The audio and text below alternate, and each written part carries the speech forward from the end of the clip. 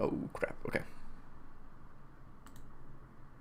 Alright, how's it going, guys? Captain Kuba here, and I got a very special surprise for you guys. As you can see, this guy is not famous at all. John Ford, you might not know of this guy. Big God of War YouTuber. How you doing, everybody? There you go, man. Let me just... How you doing, everybody? This has been very long overdue. Very long overdue. Oh, yeah. It's finally happening. So, like I was talking to John when we started. The reason I opened this YouTube channel was just to talk to other God of War fans, and John is one of them, and I can finally just discuss things with him. And I'm pumped up because we were discussing The Last of Us 2, and we were both pissed about that game, and just I'm ready for this, man. But yeah, John, man, thank you for stopping by. Yeah, man. I started the same way as well. Just have people to talk to. So, yeah, man. Yeah. God of War. Crap. Oh my God. Game. Okay, noob interview right here. Okay, I gotta get your channel link and put it in the description of the video. Crap, man. Crap. Okay. I'm telling you, we're just discussing just The Last of Us and God of War. Like, oh crap, this is not it. Oh boy. Okay, edit. Noob right here. Okay. It's all good.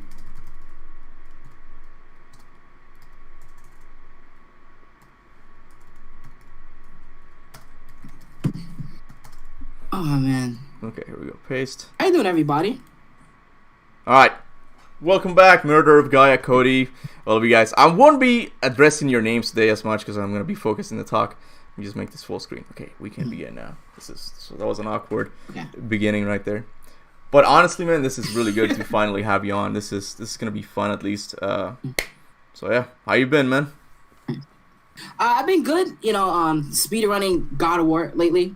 I beat the game. I have seen you do that. Yeah. Sorry, I can't do it because I can't do that dodge thing where you dodge and then press R1 and do the punch.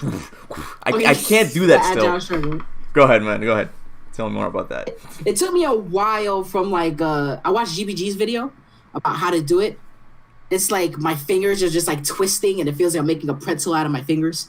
But it's nice. I almost got the world record trying to get it. First place? Too tough. Yeah, I'm trying my best to get first place. That is really But cool. the world record is like 3 hours and 58 minutes, and I don't know how you beat that game in 4 hours. I don't know. Just 4 hours? Just like that's the record, 4 hours. Yeah, I don't. Yeah. You can skip cutscenes in the. Those are the rules, right? You can still skip cutscenes, right? Okay. Yeah, you can skip cutscenes. But I mean, the game is pretty long still. But yeah, I really don't know how you guys do that move. I've tried myself because I know you have to dodge, then press R1, then aim like right after, and then just do it repeat. Like I can't do all this mathematical calculations. It's just impossible, man. It's basically you just dodge. Like when you punch, you just cancel it with aim. That's basically all it is. Like how fast you can do that. Right. Well, so dodge, punch, and aim. Well, I mean, it's kind of like swimming. You just gotta get in there and just do it. You can't read a book about it and then hope to learn. Yes. But yeah, man. I have been speeding the old God of War games because those are a little bit simpler. And there's a similar tactic where you dodge and then press square and then dodge again. I was good with God of War 1 and God of War 3, but when I had to do it for God of War 2, I couldn't get the rhythm. Like I guess they changed a little bit the speed in which Kratos rolls or something. It was really hard for me. I don't know why. Yeah. But yeah, man. God of War 3 was actually really tough to speedrun. I can't speedrun because, like you said, that rhythm is too difficult for me. I don't know why. So it's not just me. Okay, good. Like it's possible to do it. I do it like 2 or 3 times, but then Kratos just stops. I'm like, I'm doing the same thing, or at least I think I am, but it's not happening. Yeah. God of War 3 was kind of easy. I could do that. Funny thing, for God of War 2, I actually got the record. I got the 3rd place. Oh, really? Wait. By default, okay. No one has done it. There's the first 2 guys are like 3 hours or something, and then me, 3rd, I'm like 4 hours and 44 minutes or something. It's a huge jump. Oh, wow. Well, congratulations anyways. Yeah, congrats to you too, man. But yeah, man. I said this before, this is really good. Finally doing this. I've always wanted to ask you this, like, how long have you been a God of War fan? Did you start off in 2005, liking the series, or go ahead? I think I've always been a God of War fan, right? I've played all the games, but I didn't really like, go into the lore or whatever. I just played it as it is. Okay. Like I really did like it. I didn't play Ascension. I think after the last prequel goes to Sparta. I didn't play Ascension until much later.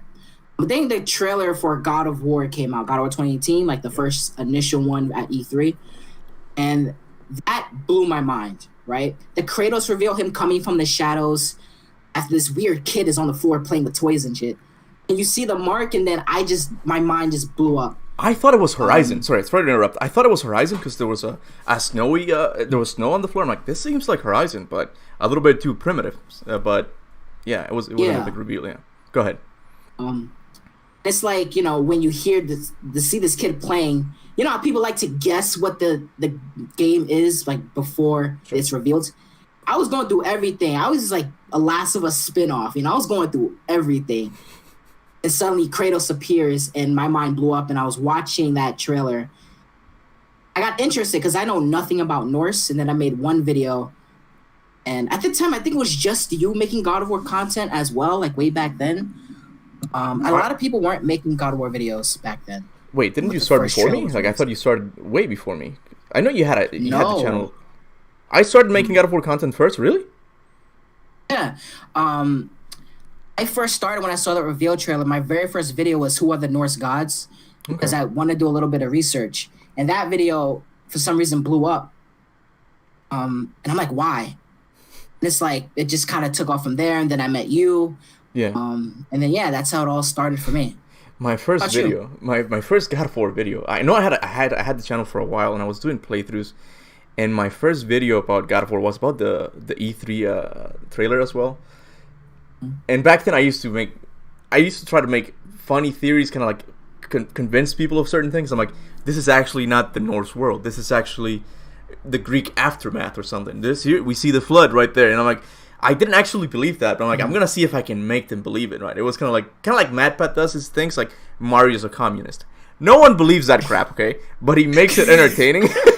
That's kind of what I try to do with God of War content, but then I kind of switch. But yeah. And me too as well. Like I also try to do the MatPat thing because I was doing it for Resident Evil, and I got people to really love Resident Evil 7 because a lot of people hated it at first. And like those videos, I know one video reached like 1 million views or something like that. Really? Then I wanted to get out of it because I didn't like covering it. So God of War, I'm like, it's just you making content for it, Yeah. I didn't really notice anybody else. I mean, the Focus joined in afterwards, but he has kind of stopped making God of War videos recently. Because it can be really hard because just to cover one game, and I totally understand him stopping. But I met you and I met the Focus. I'm like, oh, these are kind of like my peeps / competition. Like these are the people that I have to look up and then just take inspiration from them. But yeah, so you have been a God of War fan since the very beginning. How did you react to like? Sorry, go ahead. Yeah. I was just gonna ask you, what was your reaction to this is a whole different place, like this game looks nothing like the old God of War games. Did you like it at first, or did you like? Yeah, I didn't mind the new Pantheon. I'm like, this is interesting. I've always wanted to see other Pantheons. I was really worried about the camera angle. I'm like, because I've always been a huge fan of God of War's camera angles. I'm like, they're so cinematic, the way they pulled out and they reveal this environment, and they always work beautifully, right? And I'm like, I was a little bit worried about that, but and the combat seemed a little bit slow. I don't know, if you go back to the trailer, the moves Kratos does, he doesn't do them anymore. It does look like a Dark Souls game that like he just swings and it takes him forever just to actually hit. And I was a little bit worried about that. But the game looked beautiful and I liked the music. I was pretty much excited for it for the most part. Yeah. I remember like the response at first was like very mixed. Like you had a ton of people who was like, the change is bad, no change, keep it the same. Yeah. And you had people who were like, looking forward to what was going to happen. And I definitely found myself like in the middle, just like you, where it's like, I don't know how this is going to work. Am I going to be able to press square, square, triangle with the axe? That was my main concern at the time, Yeah. I wanted to spam. Yeah. No, I got you. And we still get, I don't know if you've encountered them, like if you look up God of War haters, there's a bunch of people who hate God of War and they still call him a Dark Souls game. Like, you can't say that. you can't do any of the things you do in Dark Souls and with God of War. It's like, yeah, it's more of a superficial criticism. It's like, oh, look, it's like Dark Souls. You hit with R1 and R2. Yeah, but you can do a lot more things than that. You can hold it down and then you spin the axe. I'm like, what are you talking about? It's still kind of hack and slashy. It's a lot more reactionary where you have to just dodge a little bit more. But, dude, like, the combat is fast as hell, okay? Even with the axe. And I've always been a defender of God of War 4 ever since it came out. I'm like, what are you talking about? It's still very much God of War. Hasn't really changed. Yeah. What's his face? For me, I thought the combat was more focused. I think, instead of just like mashing, you had to think about what you wanted to do, how to approach, each group of enemies. At least that was my first impression watching the very first demo of the game. Do you think that the game suffers because it doesn't have a lot of bosses? Because that's like a huge criticism for some reason, that the game doesn't have enough bosses. What do you think about that? I think that's one of the things I didn't like about the game. But I can't really... It's things that I wish they would have done. They would have put more into. It's not because the boss battles we got were pretty good. We got Baldur, the dragon, freaking the Fury Queen. That's awesome. Those are all good boss battles. But for such an open game, it's very the places where you can go. It's very optional. Like, it would have been cool to have optional boss battles and even more in the main story. I made a video about that recently and telling my subs why I think we're gonna have a lot more boss battles, and it's because in Tyr's temple, one of the roots actually erases his rune protections, and essentially Odin can see Kratos now. Like, he knows where he is. Like, there's nothing protecting him. Yeah. And I'm expecting the next game to be more like God of War 3. Like, not as much, but we're gonna be seeing a few more Norse gods, and we're gonna be fighting them. What do you think about that? Did you like the number of bosses we got in God of War 4?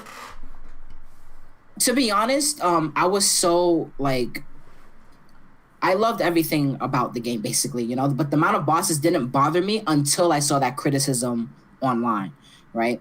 Because I'm very bad at games back then. Like God of War, I was very bad, so every enemy felt like a boss to me, God of War 4? Especially the, yeah. Okay. Like, I wasn't good at the game at first, Okay. As I got on, I got a lot more better.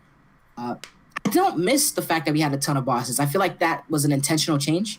The bird in Helheim was supposed to be a boss, but got cut. Yeah, well, I mean, Corey did say that he had cut a lot of bosses due to time restraints and even just lack of resources. But, again, it's one of those things where, it didn't work out. Like, it's not what they wanted, but it worked out. So it was kind of a fluke, I guess. Yeah. But it worked out, I think. The ones we got were pretty good. But I do wish we would see more. But sorry, go ahead. I kind of interrupted. Yeah. I gotta stop doing that. I'm pretty sure we're gonna see a lot more bosses. Like you said, I think now that we understand the world and what's happening around, I think we're definitely gonna see a lot more bosses. All right. Well, then let me ask you this: who do you think is gonna be the first boss battle? Oh no! Oh no!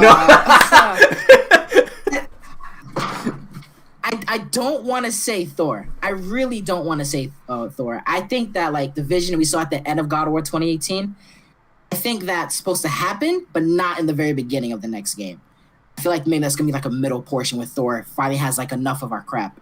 Okay. Just shows up. I really want the very first boss to be Freya. I do wish that they would get their issues out of the way. You know what I'm saying? I think that they have like a lot of tension built up. Kratos did try to go see her after the game was done. We learned that from the book. I think that whatever plan she has, trying to find her warrior spirit and everything like that, I do think they need to air out their issues. I want her to be the first boss of the game. So you think it's going to be... So you think they're actually going to resolve their issues, as you say, like at the beginning of the game? I think she's going to be the first boss. I don't know what's going to happen at the beginning. But I do want her to be the first boss. That's what I mean. There's so many big players in this new God of War game. Like, there's Freya, obviously, Thor, Odin. Like, we don't really know who's going to be the villain. And like you said, I don't know if I want Thor to be in the next game yet completely. He has to be.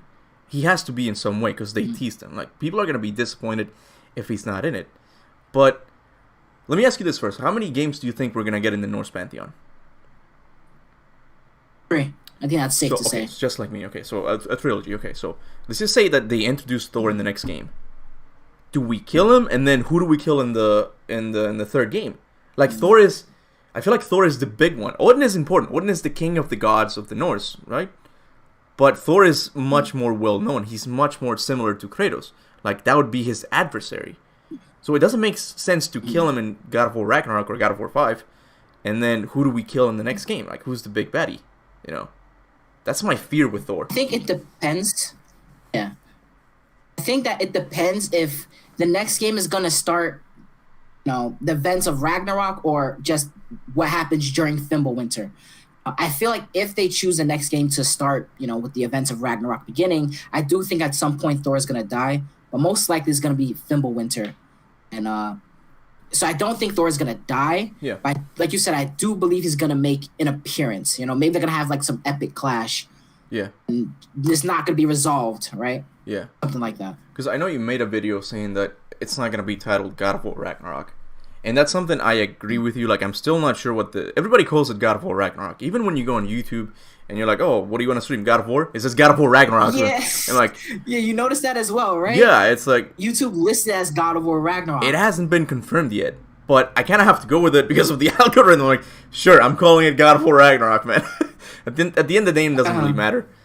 But to me, it makes more sense for the game to take place in Fimbulwinter. The events leading up to Ragnarok. And then we get Ragnarok, obviously, right? But yeah, it's like I feel if they would just start with Ragnarok, the big event that everybody's looking forward to, I feel like there's not going to be a lot of story left or build up for whatever game comes next. Exactly, that's what I mean. Like, it has to be like the end point. This is end game. This is like the battle, the big battle, right? My thoughts were like, if it is going to be called Ragnarok, I think there's just going to be a lot of time traveling, and we will be going to a Ragnarok. And the important point is the a Ragnarok, right? We don't know if it's the Ragnarok from the first timeline or the one from the future. And it's going to seem like we fixed something, and then by the end it's like, oh no, you didn't fix anything. We have to do it again. But then again, it could get repetitive by the third game, if we just do Ragnarok again. Yeah. And to me, it just makes more sense to go with Fimbulwinter. It's 3 years, Yeah. Like I said, I think in my mind it makes perfect sense for it to start the Fimbulwinter. That way they can have more build up to whatever Ragnarok is supposed to be or supposed to look like. Yeah. Do you think that? Go ahead. Sorry, just go ahead. Do you think that, like in God of War 2, at the end of it, the Titans are like climbing up to Mount Olympus to destroy the gods there? Yes. Do you think it's gonna be something similar with the next game? How we're gonna get the giants and go to Asgard to destroy the gods there? I love the ending of God of War 2, man. It's after God of War 4, it's one of the best endings ever, man. Like, it's just, it fills you with so much hype, and then you had to wait so many years for God of War 3. I don't know if it's going to be exactly like that. I don't think Corey would want to copy himself again. Like, he is an artist, like he's up there with Kojima, as we were talking before. He's gonna want to do something new. But I do think there's gonna be some level of hype. It's like, oh my god, like things are gonna go down in the third game. But it's like I said, it has to be Fimbulwinter. Okay. Do you think it's gonna end like God of War 2 with the Giants? One in my mind, like I said, I keep going back to that God of War 2 scene, Even when I stream the game, I get super excited, even though I know what's going to happen, It's a part of my mind where I imagine, Yarmangander and, all these other giants, like the fire giants that are still around. Yeah. In my mind, I imagine all of these giants going against the gods, right? Another part of my mind as well, the whole tier and unity thing, how you get all the races together to go ahead to build something good. I think, something like that might happen because everybody in all the other realms have some issues with Odin. I do think maybe it might be all these other races trying to help you out. In God of War 2. We're calling it God of War 2 now. Or in God of War... Oh, yeah. At the end of God of War 2. Okay, so... I think the next game, we're going to get all these races on our side to fight. Okay. All right. Have you seen the note in God of War 4 where... Odin says that he has locked out... I'm going to make a video about that next, I think. Mm-hmm. Odin has locked out entrance to Svartalheim. Is it... No. Land of the Elves. I forgot which one that was. Because he doesn't... Alfheim? Sorry? Alfheim? No, Alfheim is the elves. Land of the elves. Elves is Alfheim. I forgot the land of the dwarves. Did I say elf? Oh, no, you're right. No, you're right. Yeah, you said elf. Oh, crap, my bad. Yeah, I meant dwarves. Like, he locked out entrance to the realm of the dwarves, right? because he doesn't want the Vanir Sure, gods to use their knowledge or something, because the dwarves are the one who makes weapon. I'm like, that is really cool, because it means like Odin has access to the best weapons in this universe at the moment. Like he's got the dwarves fighting for them, because the promise was that he would keep the dead out of Svartalheim. I'm just gonna call it Svartalheim. I think that's what it is. And in return, they wouldn't be able to work with the Vanir. I'm like, that is really cool, because, like you said, it seems like it's gonna be split, the world. You know, like some people are gonna be on our side, and some people are gonna be on Odin's side. I'm like, this is really interesting. Like it's gonna go down, man. I don't know. It's gonna go down. Yeah. I made a video about that as well, where it's kind of like a chain where Odin locked the realm of the dwarves because the weapons. But it's the same exact thing with Vanaheim as well. So Odin locked entrance to this realm. We all know that. What's the name of the god that rules Alfheim and all the elves pray to him? It's like Freya's brother. It's Freya without the A. You know, Freyr. Well, in an R, just Freya. Yeah, got lazy there. Come on, writers. So you know. No, not Santa Monica. I mean, like the people who wrote the stories. I'm like, you got kind of lazy there. No, you're right. I got you. Santa Monica, you're good. Okay. Oh man. Yeah, but yeah, it's kind of like a chain reaction. You know, if you free Vanaheim, which I really do think we're gonna go there at some point. If you free Vanaheim, get Freyr to go to Alfheim. Suddenly, Vanaheim and Alfheim is like together. You know, the elves worship this guy. That's how it plays out in my mind, anyways. So you think? Wait, so you think Vanaheim is gonna go with the elves? They're gonna team up again? Because we're gonna free Vanaheim and they're gonna team up. Yeah, I think that like I said, all the other races are gonna come together to try to fight against Odin, who's causing all of this mess. You know, everybody wants unity. Odin's just being a massive prick, basically. That's an interesting point of view. I like that. But I mean, what do you? Okay, I'm sure you remember this line because you've speedrun the games a few hundred times. I think you have heard every line, I'm sure. When you're in the town that worshipped Njord, the Vanir god, and they're going on the elevator, and Mimir says like, "Oh, this is temporal magic. The Vanir used it. They stopped using it because they saw that when they stopped time, it didn't affect the wolf skull and Hati, and they didn't want to cause Ragnarok." I'm like, that's a foreshadow. That's something's gonna happen. A Vanir god's gonna stop time, and it's gonna cause Ragnarok. And I'm like, that's why I think Freyr might be the villain. But I mean, I like your idea better, like all of the realms, you know, getting united against Odin. And I'm like, but what about this? Like, this seems like a foreshadow to me. Maybe I'm just looking into it too much. But he's clearly giving us the formula. Right, he's giving us the formula to create Ragnarok. I'm like, something's gonna happen with the Vanir god. It could be Freyr or it could be Freya. But what do you think about that? What do you think about that line? If you think about it, if the steps for Ragnarok to start, at least in the real myth, was Baldur dying, Skull and Hati eating the sun and the moon was another step. Yeah. I feel this is a perfect way for them to have Skull and Hati eat the sun and the moon, right? I don't know. What if like Freya just goes off the deep end and was like, let's use this temporal magic? You know, this is just another way for that step for Ragnarok to happen during Fimbulwinter. Okay. So out of anger, like you think like Freya's just gonna go out of anger, like she's gonna lose against Kratos, and she's like, "Oh, see, let's see about this." Then she stops time, and then she causes Ragnarok. I don't want to put words in your mouth. I think she just wants revenge. I think that she just like wants revenge. I think she just mad at everybody, mad at Kratos for killing Baldur, mad at Odin, and just wants Odin gone. You know, to start Ragnarok as well. So maybe I don't know. I'm just spitting ideas out there. No, I got you, man. No, we at the end of the day, guys, we don't know anything. We don't work for Santa Monica Studios. Let's get that. let's make that clear. Because I know you guys are gonna be saying that. Anyway, that's another topic. Like, what about Freya's wings, though, or her spirit? We don't know exactly what that is, you know, because we see her wings in her house, right? So I guess, and when you look at the Valkyries, the wings are mechanical. So it's like the spirit, like Mimir says, right? How do you think she's going to get it back? What's your take on that? How do you think? First, do you think that Mimir, he told her how to get it? Wait, told who? Freya? Yeah, because I remember Mimir said Freya came to him and asked where she can get her warrior spirit. Do you think that Mimir told her where it is? Well, the thing about Mimir is that Corey has said that Mimir is not telling the whole truth. He's Mm. I don't think he's a bad guy. I think he can't say certain things because if he tells them, it's gonna mess up the timeline or something. Like Freya, I think Faye told him something about the future, and he knows everything pretty much, right? And he can.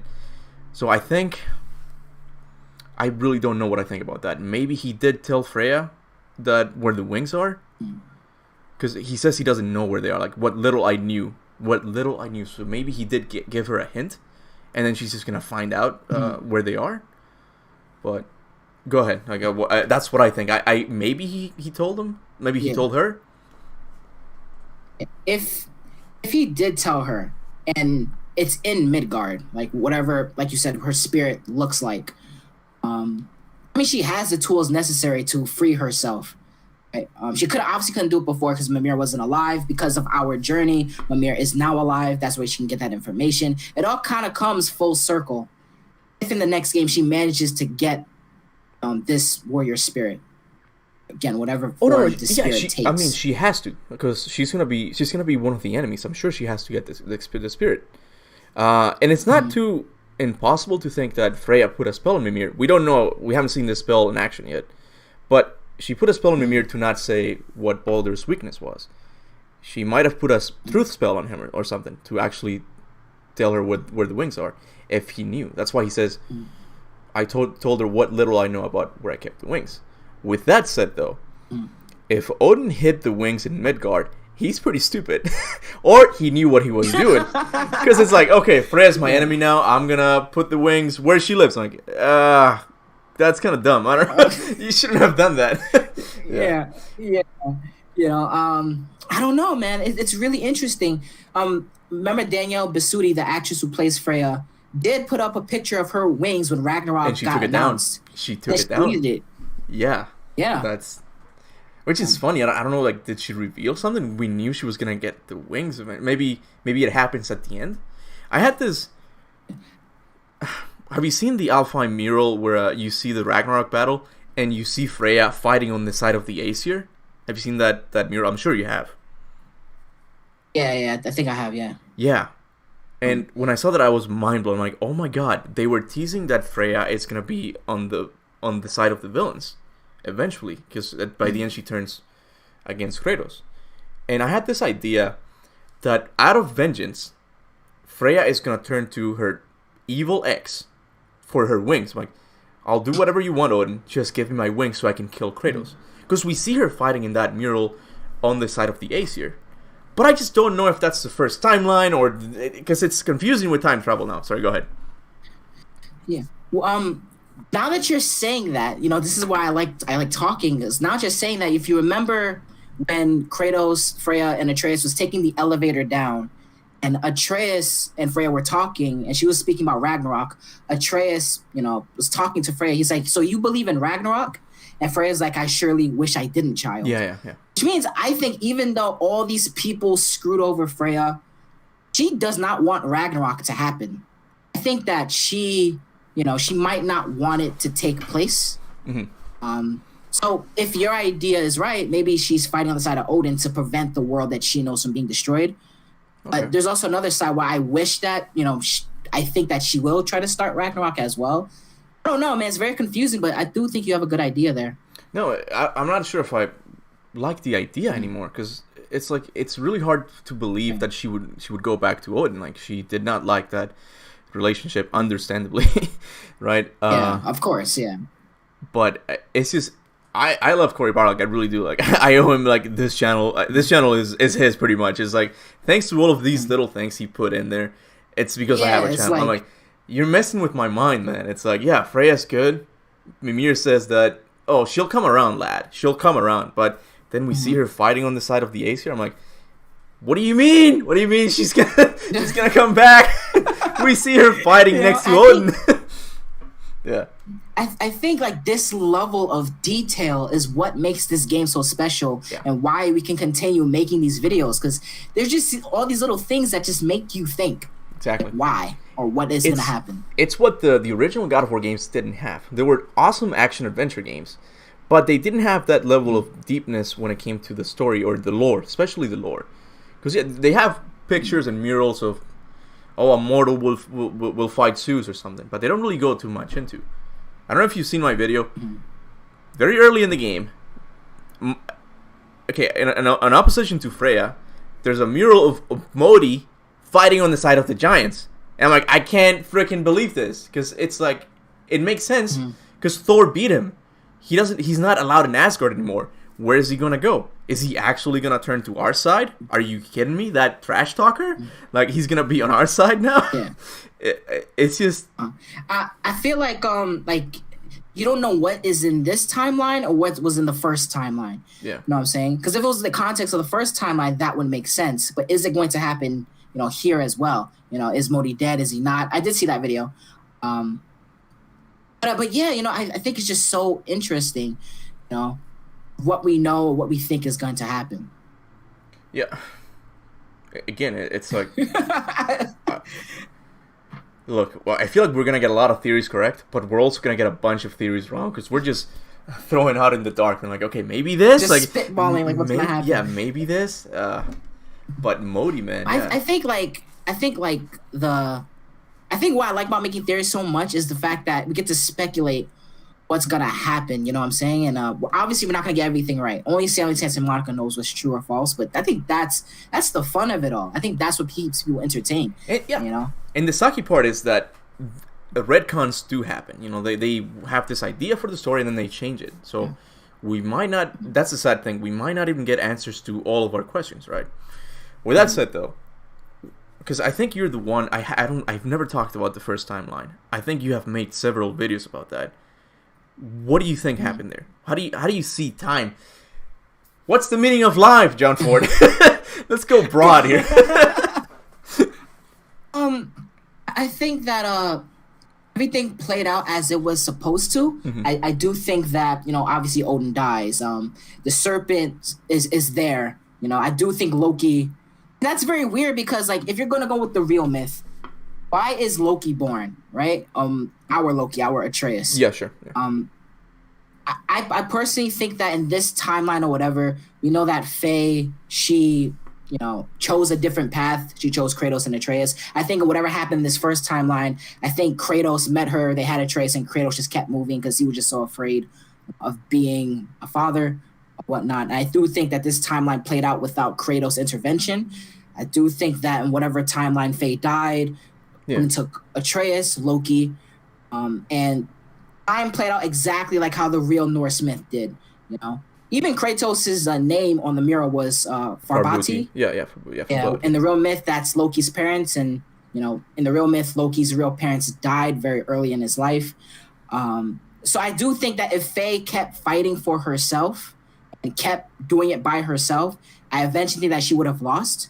Okay. And the world would have played out exactly. I do think that maybe she might want to change that. Okay. And I do think that in choosing Kratos and Atreus to go on this journey, I do think that it changed everything. Okay. From what Ragnarok was supposed to be. I got you. But I mean, yeah, I'm confused about the whole thing because I don't know about you, but I'm so tired of time travel. I like it because I like to speculate and all that, but it seems a little bit lazy at times. Because it's something you can't really wrap your mind around it, right? God of War 2 had time travel too. And actually, I would like to have Bruno Velasquez to argue with him. I'm like, no, you're wrong, okay? This is what happens. Even a developer, because he says that one of the Kratos that dies in God of War 2 is actually stuck in a loop. Yeah. What are you talking about? I'm like, what? I've had several conversations with my friends in real life who actually do play God of War. Uh-huh. And it was so much easier just saying that it was like a constant stretch, like there is no other Kratos stuck in whatever loop. It was so much easier saying that. And then Bruno says that now he's stuck in this loop. So I'm like, is the Greek world still alive? Is there a second Kratos? I know you made a video a long time, and my friends love that video. It's like, what is going on? I think the more questions we get on lore, the more... Here's the thing. It's just, yeah. Wait, hold on. Because it's time travel. So it's time travel, yeah, I get you. So, in that timeline, Kratos comes back and sees his dead self, and then he goes to fight Zeus, and he kills Athena. That's all in one line. That's one timeline. And Bruno wants to tell me that he went back to another timeline, and that one's still in a circular in a loop or something. But I'm like, hold on, why is Athena dead in the timeline we go to in God of War 3? Isn't that the same one? So that's what I mean. Like, it's just time travel just has so many plot holes, and it's just, I'm not asking you because it's just there's no point in this. if you wanna take a stab at it, go for it, man. Press circle and take a stab at it. Ha. I think there's so many ways to do time travel, but I think the more answers you get on time travel, the more questions you have, because you just gotta wrap your mind around it and just accept it. Yeah. For me, I was so comfortable. It's just one line. There's no second Kratos. Didn't happen. Yeah, he could have gone. Whatever. His body is just somewhere in Hades, just floating around, lifeless and spiritless. I don't know. It was just so simple. Yeah. All of Kratos' bodies, are they still there? Is there one still in Pandora's temple? I don't know. It's like, I don't even want answers on this stuff. I've considered making a video about the whole loop thing. I'm like, I don't even know how to do it, man. I don't know, because I thought I cracked it, because the sisters tell you that if we go back in time, we erase your past and you don't exist in the future. I'm like, oh, that's Back to the Future's time travel, right? It's not Avengers time travel where you have different lines and it splits up. I'm like, I got it. I cracked it down, and then I proved it. You're like, oh, look, he went back in time, so the Spartans never died. That's why we see the Spartans at the intro of God of War 3, because Zeus killed all of them. And I'm like, this makes sense. It's like, it's Back to the Future's time travel. But Bruno says that, no, it's in a loop. Maybe I'm just misunderstanding it, but it's time travel. Hashtag it's time travel. It's what you gotta accept. It's just time travel stuff. It's just accept it and move on. Exactly. Speaking of that, of what Bruno says, I just want to give a thumbs up to you for doing the research on the blades. How they are all separate blades. All this time, I've always believed that they were the same blades. Yeah. It was just so much easier saying that it's the same blades, even though we didn't have an answer. Exactly. It's like, now, how did Kratos get the Blades of Chaos in God of War 2018? Yeah, like I've said before, like, it's like, I like that theory. I really do. They've all been the same. We just need a little cutscene that, in Fallen got not a cutscene, but a panel which shows the blades going back to the original form. I'm like, but we don't have that yet. We lack the evidence. I'm like, given what we know, like, by the story structure in God of War 1, like, he had the blades and then he lost them. I'm like, that was very clear. And then Athena gives him the blades of Athena. Like I said in the video, I was tired of talking about this topic, because the God of War community has always been so divided on that. It's like, no, they're the same blades. I'm like, and then no, it's different blades. But I'm so glad Bruno I think he did it a while ago. He just came out and finally confirmed it. But yeah, why do you think? Because the blades were lost in God of War 1. Bruno confirmed that now. How do you think they caught back? Like, this is our theory now. There's no evidence, I think. I don't know if you have some secret evidence. Like, I honestly have nothing. The way God of War 3 ended, and even with like the early developer interviews, what I'll talk about in a second, but God of War 3 ended with Kratos having this huge hole in his gut, like just laying there, like just bleeding out or whatever. Yeah. Then from there, it's assumed that he started traveling. He got a boat, freaking went whatever in that flood in Greece, and just started walking everywhere, right? Right, yeah. At what point was he like, you know what, I want the Blades of Chaos. No. I want to find them. Where's Ares' body? That's what pisses me off about the novel. Because you know what the novel says? He collected them. Now, one of my viewers pointed out that can be that he went to somewhere and retrieved them. But to me, given the context of the novel, it seems that he woke up, oh, I can't die. And then he looked at the ground, and then there they were. I'm like, okay, so that's, go ahead. There's one thing in the God of War novel that always like intrigued me. One of my subscribers actually sent it to me. There's one chapter where it's like where Kratos tried to get rid of the Blades of Chaos. In the novel? Yeah. But they were like bound to him. Like he tried to like throw them off a cliff. Yeah. And they just kind of like swept back to him, and he tried to get rid of them a couple of times. A tiny tornado brought him back. Yeah. A tiny freaking tornado just brought him back. So in my mind, it's like because he didn't have, these new modified blades anymore. Maybe the blades of chaos just went on like a journey. Maybe a bird picked them up, and then a dinosaur, and then some enemies picked it up and just made his way back to Kratos. And Kratos like, oh crap, guys, you heard it here first. Dinosaurs confirmed. Just saying. Dinosaurs in the God of War. Yeah, that's gonna be one of the bosses. If we're going with the logic of the novel, these blades are bound to him, and they just found their way to Kratos. But the interesting thing is that they've been recently bound because we lost them in God of War 1. Mm-hmm. They didn't follow him in God of War 2 or God of War 3. Yeah, and that's the problem, you know? Now, I'm going to ask you something else, okay? Because even in the novel itself, Kratos says, or the narrator says, like, the gods would never allow him to kill himself, and it's also implied that they curse the blades to always follow him. What gods are they talking about? The Greek gods are dead. He hasn't met the Norse god yet. What gods are you talking about? Maybe it means like before everything went down, maybe Hephaestus was like, I really want to screw with this guy. Let me make the blades bound to Kratos. I don't know. Well, he did make the blades of chaos, so yeah, okay, go ahead. Yeah, so like maybe under Zeus's instructions or Ares' instructions, he told, this is his weapons. He earned these. Yeah. That's the only logic I can really think of, Right, okay. What do you think about it? I mean, I've thought about it, and I did a theory video on Athena and the higher plane of existence, and I kind of linked it to Gnosticism and this Pleroma, I think is what it's called, of a god, higher beings. These are like, they're not like Zeus or Odin or something. They're much more powerful beings. Yeah, they're like concepts. They're gods that are concepts. Mortals? Huh? Kinda, yeah. Kinda like that, yeah. But it's like goodness, or they're called goodness, or free will. I'm like, what the hell are these? They're concepts. They're not actual beings, right?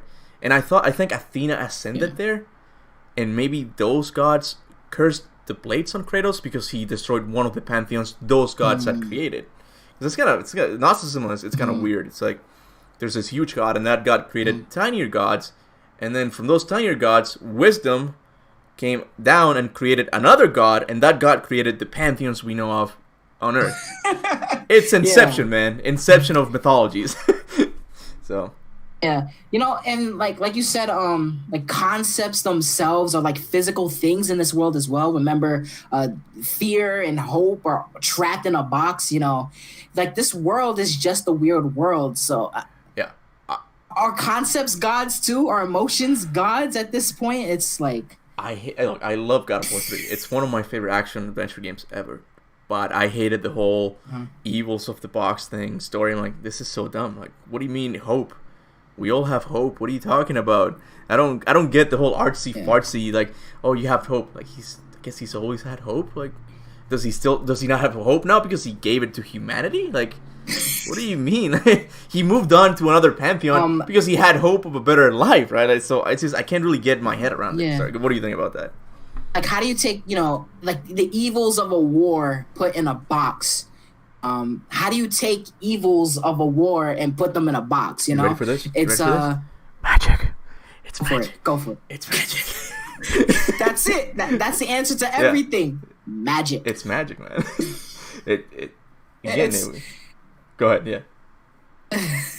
I don't know. I think there are some things at this point that we are like not meant to know or even question as fans, because I guess when they were making the story way back in the early 2000s, like, who the hell is gonna think about this stuff? Yeah. I mean, some of them, like I said before, it has been retconned, like a lot of things. Even the whole, they were gonna add Christianity to it, and then they I'm sure that was David Jaffe's idea. He's an open atheist. He's like, I don't like Christianity, so I think he just wanted to kill Jesus or something. And Kurt was like, I don't know about that. So because you still find murals of like the three wise men walking towards the star where Jesus is born, but they got rid of that. Yeah. So we don't really know what's going to be retconned in God of War 4. Hopefully not much. Corey has said that he has this story mapped out. So yeah. Well, what he said that he mapped out like 8 games or something like that in an interview. He doesn't mean he's gonna get. I don't think he gave a number. He said like he said like, oh, I have things planned for the future or much later. and much later, and much later. I'm like, yeah, it Yeah. kind of sounds like 5 games to me or something. Like he's planning things. Yeah, it was 5 games in the interview. Yeah. Because I see a lot of Egyptian things. I'm like, we're going to Egypt, boys. Like, get ready for that. Like that's happening.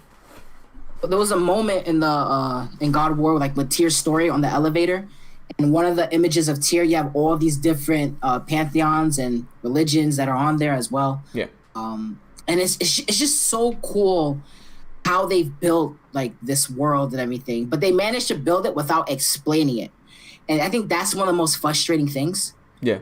With the 3 wolves taking Kratos from Greece to Norse and things of that nature. I don't know what the hell is up in the with novel, that. but I don't know what the hell is up with that. Yeah, it seems I to don't be know either, fake because it's a mysterious woman or something, and she's commanding 3 wolves. It's obviously Fenrir, Skull, and Hati. Those are the main 3 wolves. Like there's no other important wolves, I think, in Norse mythology. So it has to be Fae. So did Fae truly love Kratos? It's like, you know. I made a video on this topic and it's very divisive in the comments. In my mind, I want to believe that, you know, as she was traveling, she met Kratos and then saw this big future, right? Okay. It kind of doesn't make sense because she already knew the future at that point. Yeah, at what point did she learn about the future, though? Because I don't know, was she born like that? The giants do have the gift of prophecy, but I don't know if she learned it from Groa or something. Go ahead. Yeah, you say you think she came across Kratos? Are we talking about like how they met or? No, like in the novel, like it says like there's a woman with 3 wolves, and then they bring him to Scandinavia, right? Oh yeah. How all Kratos said was when he was looking at a mural with Atreus, he was looking at the mural and they had a flashback to like 3 wolves, one dragging him and 2 others flanking him on both his sides, bringing him to this land. But he's wondering that they're so big now, according to the mural. You know, he's like, when they grabbed him, they were much smaller, but now they're much bigger. Oh yeah, I forgot about that. Yeah, you're right. Like he does mention that they were smaller back then, so maybe they were pups. Like, you know, just they had just been born. Yeah. It's really... Who sent them? That's the problem. Who sent these wolves to grab Kratos to bring him to this land? Well, I mean, yeah. You know? In the novel, it says that they were accompanied by a mysterious woman. We don't really know who that woman is. Like, it's most likely Fae, because she's a giant, just like the. But do they come from the future? They have to be. They have to come from the future, because Loki is the father of Fenrir, and then Fenrir gives birth to Skull and Hati. So.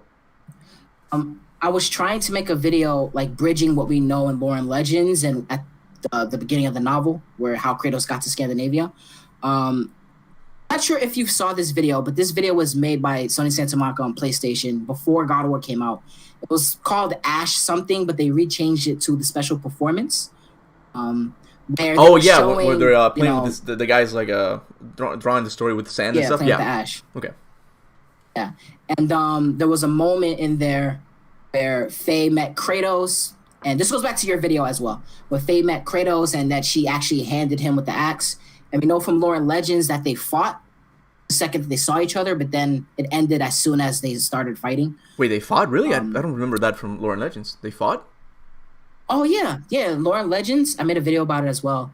Atreus said that Kratos, they fought, but their fighting ended as soon as it began. That was the line. Okay, maybe, yeah, sure, okay. Yeah.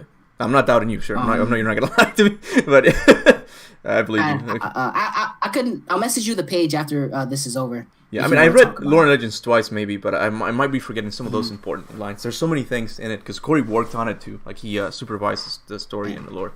Sorry, go ahead. So they fought each other, and then. I think that's when the moment that they fell in love, when they stopped fighting each other. That's my theory. I think it's a very special thing between Kratos and Faye. Yeah. I mean, yeah, so they fought each other. And I know they went, I think the novel, the Lore and Legends books say they went on adventures maybe? Like no, that's just Kratos. He lived for 50 years, I want to say, like by himself in the forest. Oh, sorry, give me a sec. Say something? Hi. Okay. All right, I unplugged my headphones by accident. I need to get one of those, actually. One of those cool-looking ones. my subs made fun of me because I was wearing these on stream. I'm like, oh, he's got the Indian scammer headphones. And I'm like, the what? Oh, my gosh. It was pretty funny. Anyway, so what were we talking about? The Leviathan, how the... Yeah, okay, so Kratos was walking around in Scandinavia for 50 years or something, just meeting creatures and stuff, and then he met Faye. Like, that's really cool, because at that point he had the Blades of Chaos, and then he met Faye, and then they created the cabin, and then Atreus was born. You did a timeline video, so you might want to clarify me on that if I'm wrong or something, but I think that's how it went. Yeah, it's in that video. Yeah, what we know from Lore Legends is that I guess that they fought because Faye says that he was a god, and Kratos was, just being Kratos. Yeah. I think that they clashed, and then I remember an interview with Corey Barlog. I just uploaded like a very long segment of every time Corey mentioned Faye. They fought, then they both saw through the reasons why they were fighting. I can't wait to see how that happens. I know you saw that interview as well, where Corey was talking about Faye, and how we're gonna get to see how they met. Oh, yeah. He says he wants to cover that, whether it's a comic or a movie or even a prequel. I think it's going to be a prequel. Like I would honestly like a spin-off game with Faye. I don't know what it would be called, though, but like a Faye game, I think that would be pretty cool.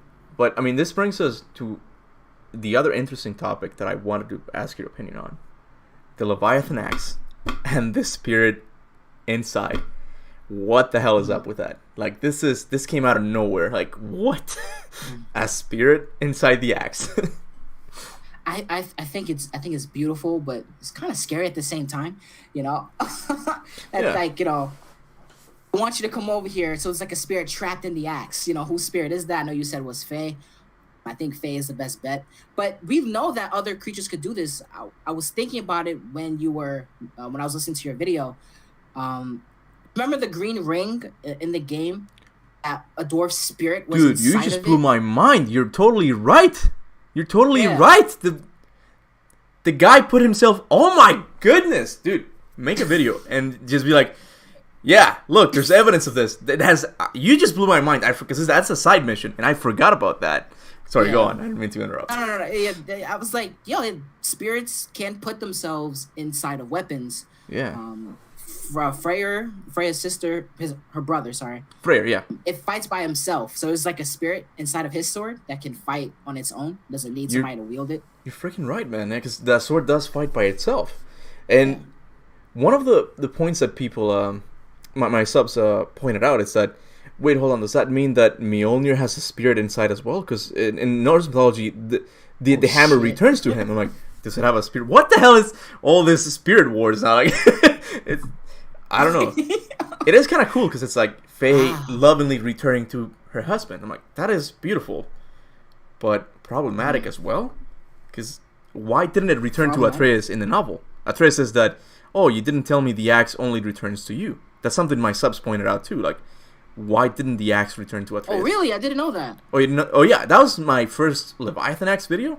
I looked up. I read the novel and it said that Atreus said that, oh, father, why didn't you tell me the axe didn't return to me, only to you? I'm like, and he didn't say why. Like, I don't think the novel says why. I would have covered it. But if Faye's in there, why is it not returning to Atreus, her son? I do think at some point Atreus is definitely going to be the one wielding the axe. Okay. Maybe not permanently his, but like. I think that whoever is in command of the axe, how Faye owned the axe at first and gave it to Kratos, now it goes to Kratos. I think at some point, Atreus is going to use this axe. If you remember the light in Alfheim, Atreus took out a lot of those elves by himself. I don't know how he did that. Yeah, he didn't have the callback ability. Like, I don't know how the hell he did that. So yeah, it's one of those things that like I thought about a lot. It's like, so I go back to your video. Did Faye's spirit help him destroy all those elves while you were in the light? Because I don't think Atreus could do that shit all by himself. There was a lot of piles of enemies there. He only trained slightly on the art of bow, like just bow hunting and stuff. Like he only knows how to use the bow. He's not really a melee guy. He's not a Spartan. He doesn't know hand-to-hand combat. So maybe Faye did help him. Like the axe became more powerful. We didn't see what happened there. Like maybe when Atreus wields it, like it's actually more powerful. Maybe Atreus is the one who actually unlocks its full potential. As who says that? Mimir? That the axe? I forgot. There's so much lore in this game. Someone says that the axe hasn't reached its full potential. Maybe we're just making that up. I don't know. Maybe I am. It gets confusing because there's just so much stuff to remember that gets confusing. I get you. Yeah. But I think it's interesting the spirit being inside of a weapon. And again, if that was true, it explains how Atreus took out all of those elves with the axe. Yeah. Because you saw the axe on top of a pile of bodies as well. Yeah. When you first come out of the light. Yeah. So, very interesting. And some of my subs have pointed out something interesting as well. Kratos does something very unusual at the start of the game. He kind of talks to Faye when he thinks he kills Baldur. He snaps his neck and he starts walking back to the house. And he seems to be praying. He's like, Faye, I can't do this. I'm like, this is so out of character. Like, Kratos is the most atheist god out there. You know, he doesn't like gods. He's not gonna pray to spirits or anything like that. In fact, he hates them. Like when you meet the spirit in the Lake of Nine, he doesn't want to deal with them. But maybe he's talking to the axe. Does he know that the spirit is in the axe? It's just, I don't know. That's a good thing in my mind. I was always saying that he said all this because he was just so worried and didn't know what to do as a father to Atreus. But now that, you know, this whole spirit thing, I didn't even think about that as well. It could be. Maybe he knows that Faye's spirit is inside of there. Maybe he just doesn't know what to do. But this could be a good thing. I think that's awesome, you know? Yeah. It's just... I mean, like I said, I think it's cool, but it does have a few problems with it. I don't think the guy was lying. The guy who said it, he's a respectable video game vlogger. He's not gonna lie about Corey telling him that there's a spirit in the axe. We just our feeble intelligence is not there yet. We don't really know what it means, right?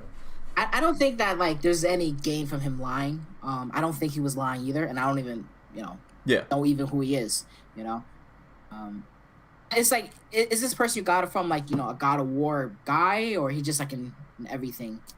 Oh, you're asking me? No. Who he is, so. He's a Spanish video game blogger, and he tells the story in the post. He's like, I went to Santa Monica Studios a month after the game released because I wanted to meet the team or something.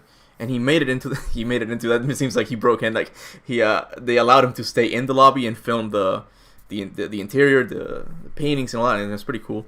But he also says that we also got an exclusive insight into the story. There's a spirit inside the axe, and that's all he said. I'm like, there's a spirit inside the axe, and that's why it always returns to Kratos. Someone from his past. Some people have actually said Calliope, but I don't think that makes any sense. It's just, why would Calliope's... For one thing, she's still alive. But Lysandra, why would her spirit be in it? Like it has to be Faye. That's my best bet. Unless you think it could be Calliope, like somehow. I don't think it's anybody from Greece. I feel like, Greek is like, the past. How are they going to transfer Calliope's spirit from Elysium all the way over to this other realm? I don't think it's anybody like that. I think Faye has to be the best bet because like in the Ash performance, she literally gives Kratos the axe. I'm gonna watch that again because I haven't watched it in a while, so I'm gonna go back when we finish this. I'm gonna go watch it. Yeah, go ahead. Sorry, I interrupted again. That's basically it. Like I do think that if it's anybody's spirit, it's gonna be the spirit of Faye. It has to be. Yeah. Yeah. Now, I was gonna ask you something else. What do you think about a future God of War game with Atreus? Because you did say that you think he'll eventually wield the Leviathan axe. What do you think about that? Do you think we'll get a game with him? A lot of people feel like they're gonna go the Last of Us Part 2 route, where they're gonna kill off Kratos, and then Atreus is gonna be the main character. And Corey in an interview did say that the God of War universe is so big that it doesn't just need Kratos. I don't think we're gonna get a God of War game with just Atreus. I do not think that's gonna happen. Okay. Maybe in the future, but at least not in the next title. Oh no, definitely no. It wouldn't make any sense. Yeah, sorry. I do think they're gonna go the first Last of Us game where we play as Ellie for a short period of time as she goes through like this traumatic experience. See it from her point of view. I think it would be awesome if like Thor just beats the crap out of Kratos, and then suddenly we're like controlling Atreus for like a brief moment of time, seeing it from his perspective, how he's feeling. Okay. I don't think we're gonna get a whole game, So- side God of War game with just Atreus. So, like Ellie in The Last of Us 1, where she thinks Joel died. Where we think Joel died, and then the next thing we see is her hunting a bunny or something, and then we play as her for a little bit, and then it makes you wonder, is he dead? Like, this is the rest of the game? Like, that was a cool moment in The Last of Us. Let's not bring The Last of Us up again. I don't think it's gonna go that extreme. I think it's not gonna be like, a couple months later. I think it's gonna be still in that same moment. Something happens to Kratos, gets unconscious, switch over to Atreus for a little bit. Okay. I do think that they're definitely grooming Atreus to be a huge part in the story. But that's what I mean. Do you eventually see him as a protagonist? Like, of course, not in the next game or even the third one. Like, do you eventually see him having his own game? Because, like you said, like Kratos says, this is your story. You know, you don't see it. Part of me, if they did do it, I would not be against it. Okay. Do I think it's gonna happen? I don't think they will. I really don't think they will. So you think they're gonna find a way of keeping Kratos around? Yeah. I think Kratos is always gonna be there somehow. Yeah. Corey has said that Kratos is kind of the mascot of the game, or the Sony even. He's very recognizable. He's got the ashen skin, the red tattoos. Like he's like Mario. You see him, like who he is. I've kind of changed my mind about this. I thought Kratos was going to die, and then we would play as Atreus. But like you said, I don't think that's going to happen 100%. I do think we're going to get spin-off games. I think we're going to get a spin-off game with Faye, and maybe one with Atreus. It would be cool to play as Atreus in an open-world game, because he can shapeshift to a freaking bird or something. Like, he has all these abilities that would fit an open-world game much better, I think. And I feel like that's going to happen. But that's just me, maybe. I don't know. But I don't know, how would you keep Kratos around? Because you want him, obviously, to stay around. If you were a writer, put it on your writer hat. Just, how would you keep Kratos around? There you go. Okay. So,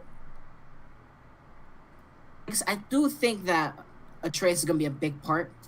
I think maybe they're going to go on their own adventures. Whatever the hell they do in Norse, Ragnarok happens, everybody is just gone. I don't think that they're going to stay around. Whatever is going to happen to this world, I don't think that we can stay or whatever. I think maybe we go to Egyptian myth. Maybe we have some reason to travel back to Greece. Maybe go to Egypt. I don't know. But I do think that Kratos is such a powerful character. I do think they're going to be a duo together. They're going to go on these adventures together. Really? See the world together. All right. Just so many ways that they can go with Atreus being such a huge character. But is he as popular as Kratos? No way. Is no way. God of War? No way.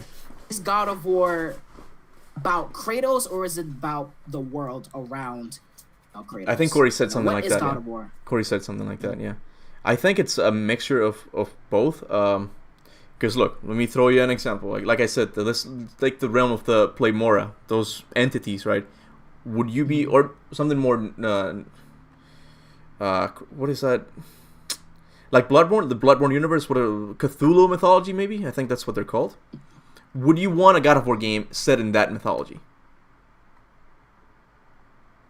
I think all mythologies are interesting. I don't know anything about it, to be honest with you. I didn't play Bloodborne. Okay, all right, okay. Other games. Maybe. My opinion is that I don't think that mythology would work too much, because you're fighting entities, I guess, not actual characters. God of War is mostly about God of War, about Kratos. But there's also the mythology aspect that people will be like, oh, that's Baldur, and you can look it up, right? That's that. You can't be fighting fear, Zeus, or anything like that. That doesn't make any sense, I guess.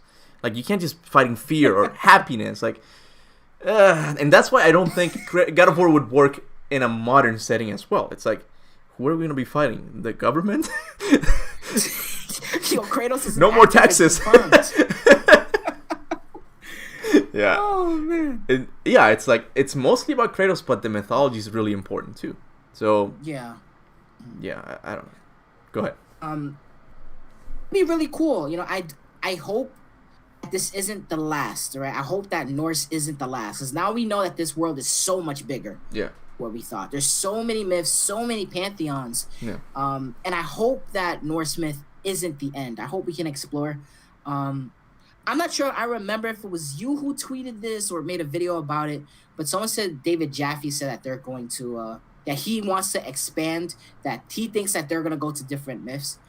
David Jaffe said this during his live stream. Did he? I don't remember that. But someone on my Discord sent me a clip. David Jaffe saying that he thinks that they're gonna go to different myths. Oh, then yeah, he did. I try to watch David Jaffe's streams, but I just don't have time to actually sit and watch a full stream of anyone. So I kind of watch that. Like we were talking before, like Joe Rogan. I just watch the clips I find on YouTube, and then that's it, right? But I do think we're gonna go at least to Egyptian mythology. It's been teased way too much, and they almost made God of War 4 in Egypt. Like, it's gotta happen somehow. Like, I don't know if it's gonna be with Atreus and Kratos, or just Atreus, or just Kratos, but I definitely think we're gonna be going there. Now, sorry, go ahead. I think the nail in the coffin in this Egyptian thing is, remember in Tyr's treasure room, there was a whole table full of Egyptian things, and then Atreus and Mimir had a brief conversation about it. It's like, this is the nail in the coffin. I do think at some point we are gonna go to Egypt. Dude, I don't know if you saw my video, but Sindri freaking pulls out from his magic bag an Egyptian sickle. I think it's what it's called. I'm like, this is mind blowing. I never saw this before. He pulls out.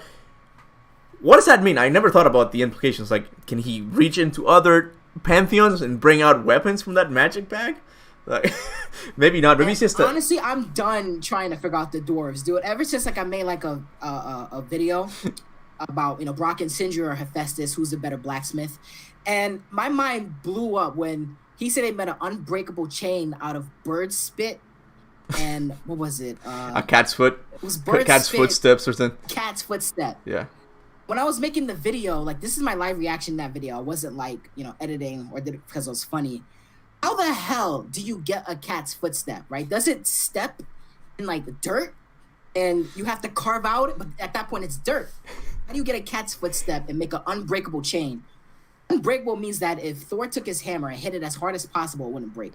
Yeah, I'm done analyzing the my thoughts about those things is that they're maybe hyperbole, like they're just making up their own legends. So like, oh, we made a chain out of bird spit and a cat's footstep. Like, oh, these guys are awesome. Like, I don't think that's actually kind of like Mimir. He's like, oh, I gave Odin the well of knowledge, but it's actually just weed. I'm like, something like that. It's like, he didn't exactly say that, but he gave it mushrooms or something.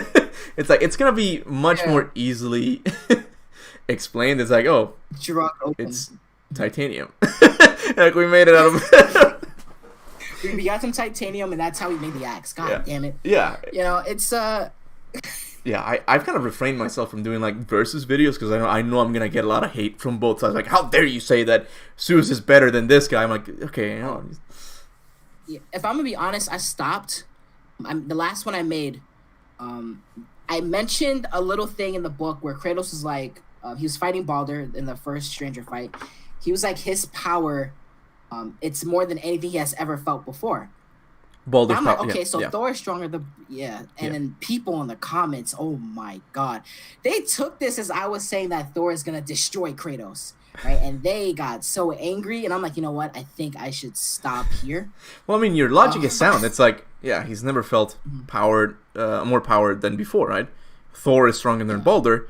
That means he's gonna wreck him. He's just gonna, yeah. Yeah, you know, I think people underestimate Thor. I think whatever's gonna happen between Kratos and Thor, it's going to be one of the toughest battles Kratos has ever had.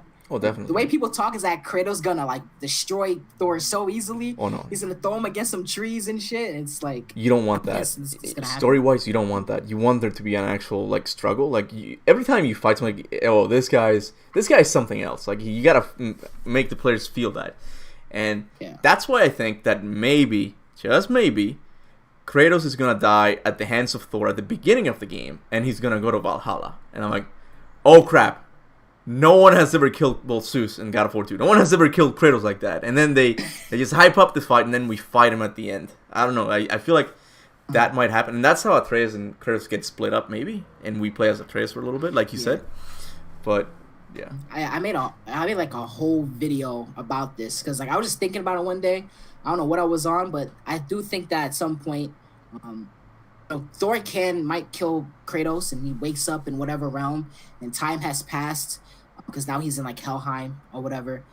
Tries to find Atreus. You know, I think that there's so much potential in what they can do with this damn story. Okay.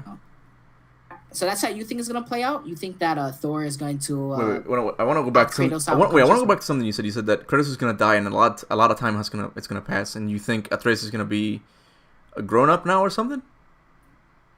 Just a possibility. Yeah, that's what I made in that video. That's interesting, because time does run different in realms and stuff, and like Mimir says, like when they got back from Jotunheim, a lot more time had passed. So if that would have happened with Atreus, if Atreus would have stayed in Midgard and Kratos went to Jotunheim, when he would have come back, Atreus would have been older.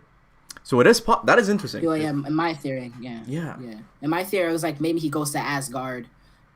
Maybe they take him because Balder wanted to take him because he was a giant. I don't know if you remember, like when they were fighting, like on top, when Atreus was being he just wants to carry him up. Yeah. He was trying to take Atreus to Asgard. Yeah. He was a giant, and Odin wanted him. It does happen in the mythology, so there's something has to happen there. Like I do think Atreus will eventually get captured. Will he join? Because I mean, in Norse mythology, he's still on the Aesir side, but kind of working for the giants. He's still the villain, kinda. He's the villain of Norse mythology. In the real myth, he goes like back and forth, and I think that we know Odin is like a master manipulator. Corey said this in multiple interviews. I think over time, maybe Odin works over Loki, brings him to his side. There's so many possibilities with that as well. Sure, yeah. Again, we're just spitballing here. It's just too many things. Yeah. Now, I'm going back, because I kind of touched on it before. I want to go back to a topic that I'm sure everybody's going to enjoy. Like, I want to hear your opinion on it. What do you think the God of War universe is? Do you think it's a huge world or just multiverses? Because I've gone back and forth. I'm like, I don't really know what to think anymore. What do you think it is? Watching your videos, having my idea, watching interviews, everything conflicts with this. Like, if you say one thing, someone else brings up an interview that contradicts it. Then someone else brings up an interview that contradicts this as well. Then there's lore in the actual game. I feel until we get like a cut scene or a panel in like whatever comic making this official. The problem with game developer quotes is that sometimes developers contradict each other as well. Yeah. Yeah. What do I think it is? Want to go with what Corey did say, how there's multiple places and that you can travel from one place to another, the same world, because that's how he was saying it before the game came out. Yeah. It's a topic I really don't like to touch because it's just so much of people contradicting one another. What do you think? No, it's like you said, like you can kind of there's good arguments on both sides. It's like, oh, it's a single planet, but there's people who actually, I believe there was a multiverse, because who controls the sun? There's only one sun, unless you want to burn up the planet. Like, there's only one sun. So Helios takes turns with the Aztec gods or something. They have shifts. They're like, okay, from 5 to 2, it's yours, I guess. Like, how does that work? If it's a single planet, there's problems, but there's also problems with a multiverse type thing. Yeah. There is one big argument for the multiverse theory, I guess. When you see the tier panel in Helheim, he uses the Unity Stone to travel to other pantheons. You can see him jumping across. I'm like, this is evidence. This is evidence that it's a multiverse. But everything else, Mimir knowing about the Greeks, Kratos traveling to Scandinavia in the novel, it doesn't really give you the hint that it's a multiverse. It's a single world, and then he just travels to one point to one point for another, and it's just, I don't know what to think about that. So, like you said, we're gonna have to wait and see in a novel or a comic book where it shows us. I think the best place for them to show this is the Fallen God. Fallen God, I feel, is going to answer so much questions. I hope that we get to see Kratos in like this robe, and does whatever he does in this place that he's at. Hood. Yeah, I call it the hoodie.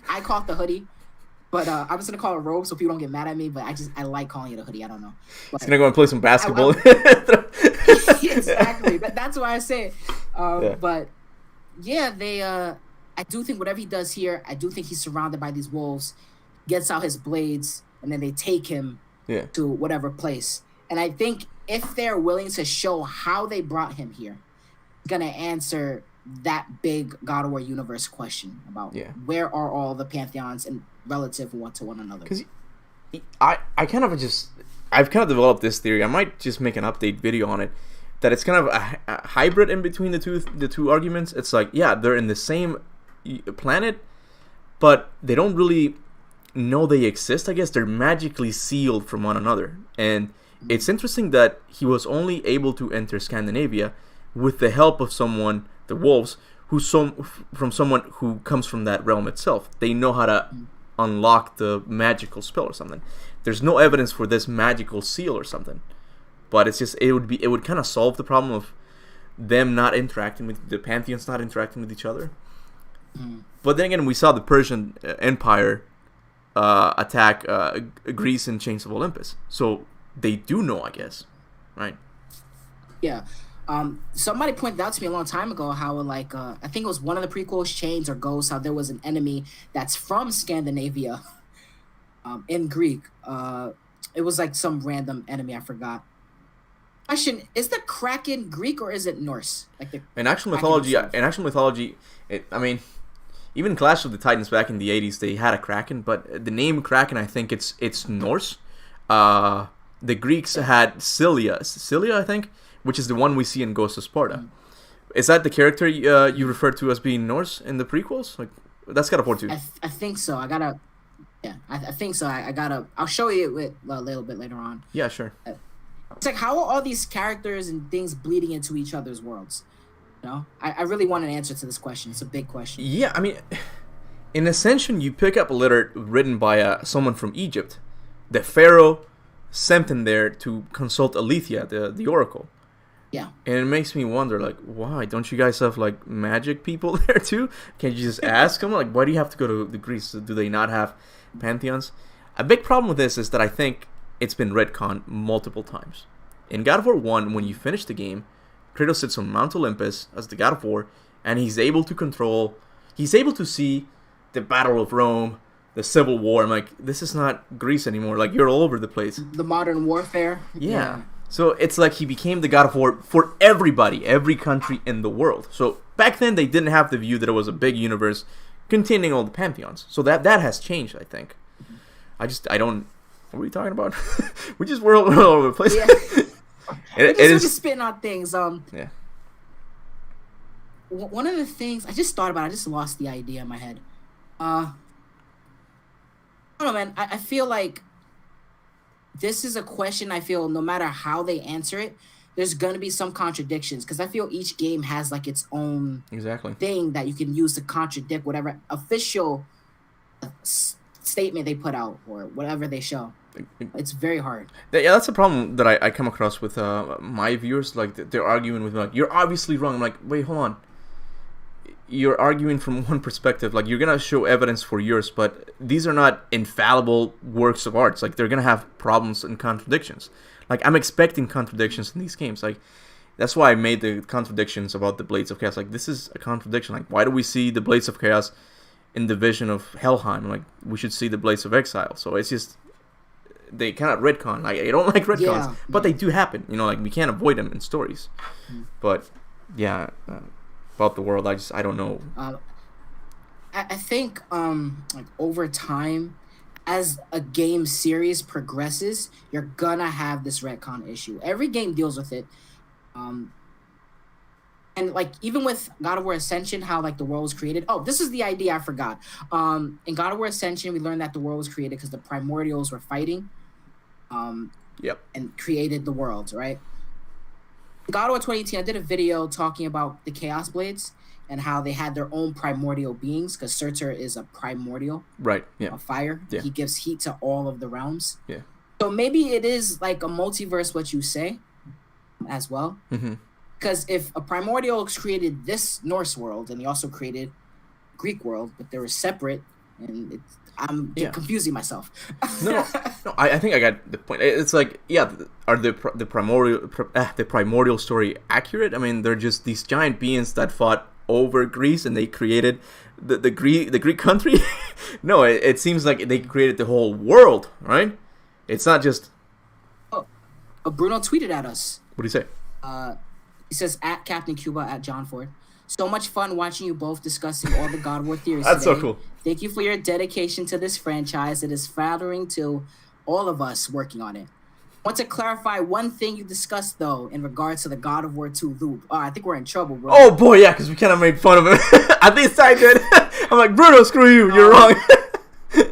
Go for it. What do you say? He says, the only time there are two Kratoses at the same time is in the moment Kratos comes back in time to face off against Zeus. You can see the body of the other Kratos getting pulled into Hades. Kratos that gets pulled in now has to go through everything Kratos went through and return to the same spot, kind of creating a loop in the timeline. It does not mean that there are now two Kratos running around. This means that Kratos overlaps in time for a brief moment.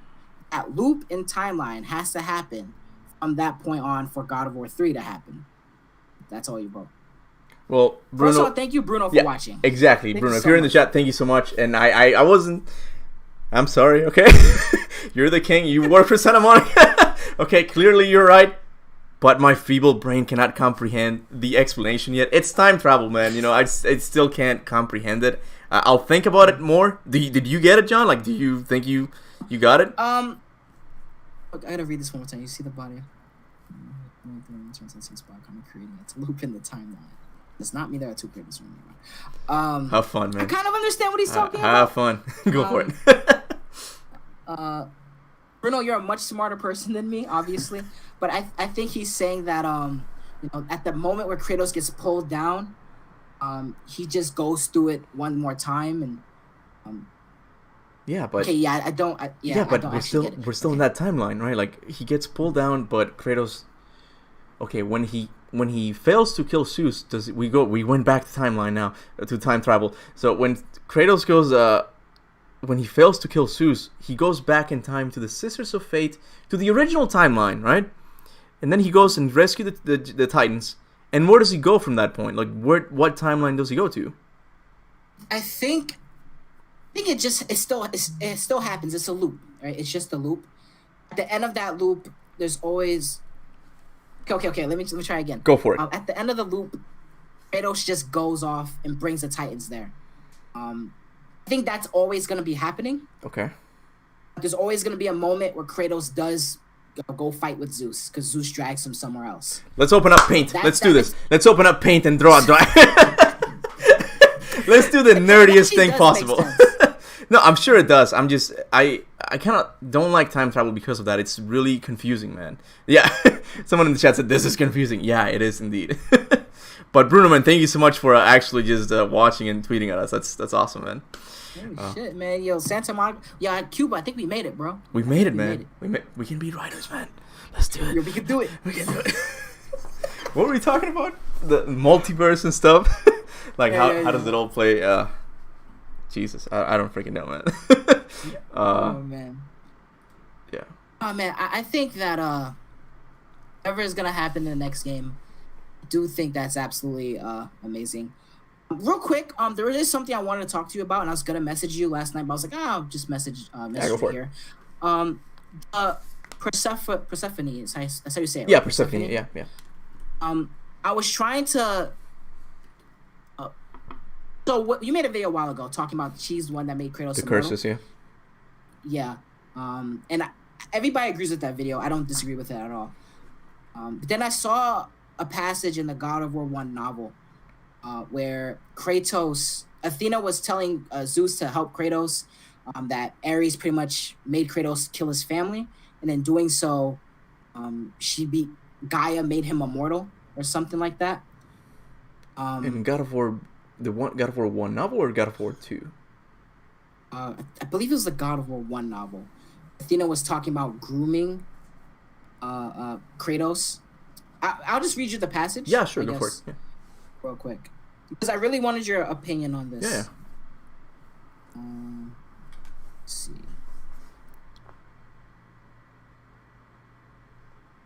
Alright, so in this passage, Athena was talking to Zeus. She says, Father, I need you to help Kratos. Ares was grooming Kratos for the same task I am, and for that reason to slay a god, but to avoid Gaia's immortal curse on any who shed their family's blood. Father, you must help Kratos. I Do you take this as in Kratos killing his family, Gaia made him immortal way back then? I'm gonna have to read the context of that part. I'm having trouble Wait, hold on. So, Athena says to Kratos, like, I'm grooming Kratos for the same purpose Ares was grooming Kratos? That's what she says. And then... Well, yeah, Ares was grooming Kratos to destroy Olympus, the gods on Olympus. Okay. And Athena was grooming Kratos to destroy Ares. Oh, okay, but gotcha. what Ares did was Ares made Kratos kill his family. Okay. And Athena adds that line there, that makes Kratos immortal because of Gaia's curse. I asked Bruno this. I messaged Bruno on Twitter, and he messaged me back. He says, honestly, this is more of a Corey question. Right. And I thanked him for his time, of course. Yeah, I messaged Corey about it, but he didn't message me back. He's a very busy guy. How dare you, Corey? How dare you? It's so good. So I wanted your opinion on this because it's like I really want to make a video, but I don't want to make a video without any official. Well, I don't know about the novel because I think those novels were written in 2010, right? I haven't looked it up. I think they were written. I no I don't think they came out in 2005. The point is, I'm pretty sure that is.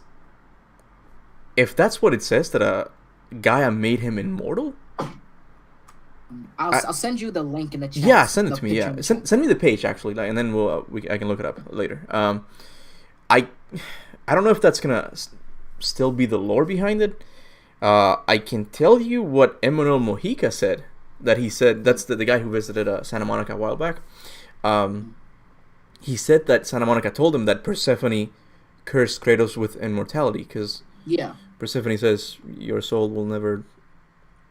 I forgot what she said. No peace or something like that. Yeah. And I'm like, I mean, if that's true, that's obviously a retcon, because that doesn't sound like a curse. It's like you'll never find curse. Maybe I'm just wrong. I don't know if they'll keep that. Again, like I said about the Blades of Chaos, who are the gods that cursed him with the blades? Did they also curse him with immortality? Because he wakes up in God of War in the novel. He's like, oh, and Kratos realized that the gods would never allow him to kill himself by his own hand. I'm like, what gods are you talking about? According to Emmanuel Mojica, it's actually Persephone, right? We never actually see that in the game. But I don't know if it's Gaia who made him immortal. Gaia was just using Kratos as a pawn. Like, why would she make him immortal, though? Go ahead. I've talked way too much. No. I enjoy it. Again, it's one of those things where it's just like, why is this here? Yeah. I want to know answers, and maybe we'll get them one day. Yeah, maybe. I hope so. Yeah, I mean, I'll check out the page and see what the context says, because I'm having trouble understanding Athena's reasoning there. Like, Gaia cursed Kratos with immortality because he killed his family. Is that the thought process? Yeah. I guess it's like a specific requirement. If Kratos kills his family, we know that made the bond to Ares happen, and that's why God of War Ascension happened. Yeah. Maybe in doing this, a curse, Gaia can curse him out with immortality. If I'm sending it to you over on Twitter right now. Twitter. Let me just. Wait, I read this. I was like, I gotta ask some people about this, because I don't want to make a video and notifications. I saw the Bruno thing. Are you tagging me on it, or is it a message? I'm gonna send you a message. Go for it. Figure this out. But this is cool, man. We have to do this again. It's not even done, but we have to do this again. Maybe on your channel, man. Oh yeah, I'm down. I guess we'll talk about that a little bit later. I kind of can't send it right now. Oh, you can't send it? Okay, that's cool. Just make this full screen again. But I really don't know with that thing about Kratos' immortality. I had this weird view that it's kind of like fate not letting him die. Not the sisters, just like every time he dies, something happens that he has to return. It's like in God of War 1 when Ares stabbed him with the pillar. He's like, no, I'm determined to kill Ares, so he goes back. In God of War 2, Gaia intervenes, right? God of War 3 would be the mystery still. We have to wait until Fallen God comes out. Like maybe they'll explain who these gods are. Maybe it's from the past. I don't know. I could be reading too much into it. Yeah. But yeah, that's our job. Just reading too much into it, man. That's our jobs, right? Yeah. Is reading all the details, looking at everything. I think this is really great. You know? Yeah. So about Fallen God though, what do you think it's the main purpose of that comic book?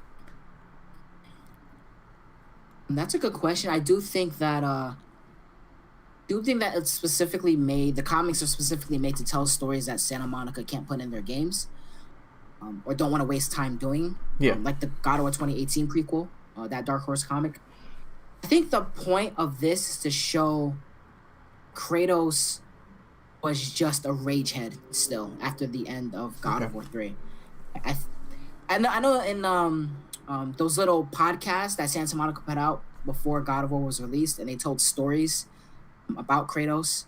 And one of them was that Kratos lost his mind and regained it again. It was kind of like a constant cycle of him yelling during his travels.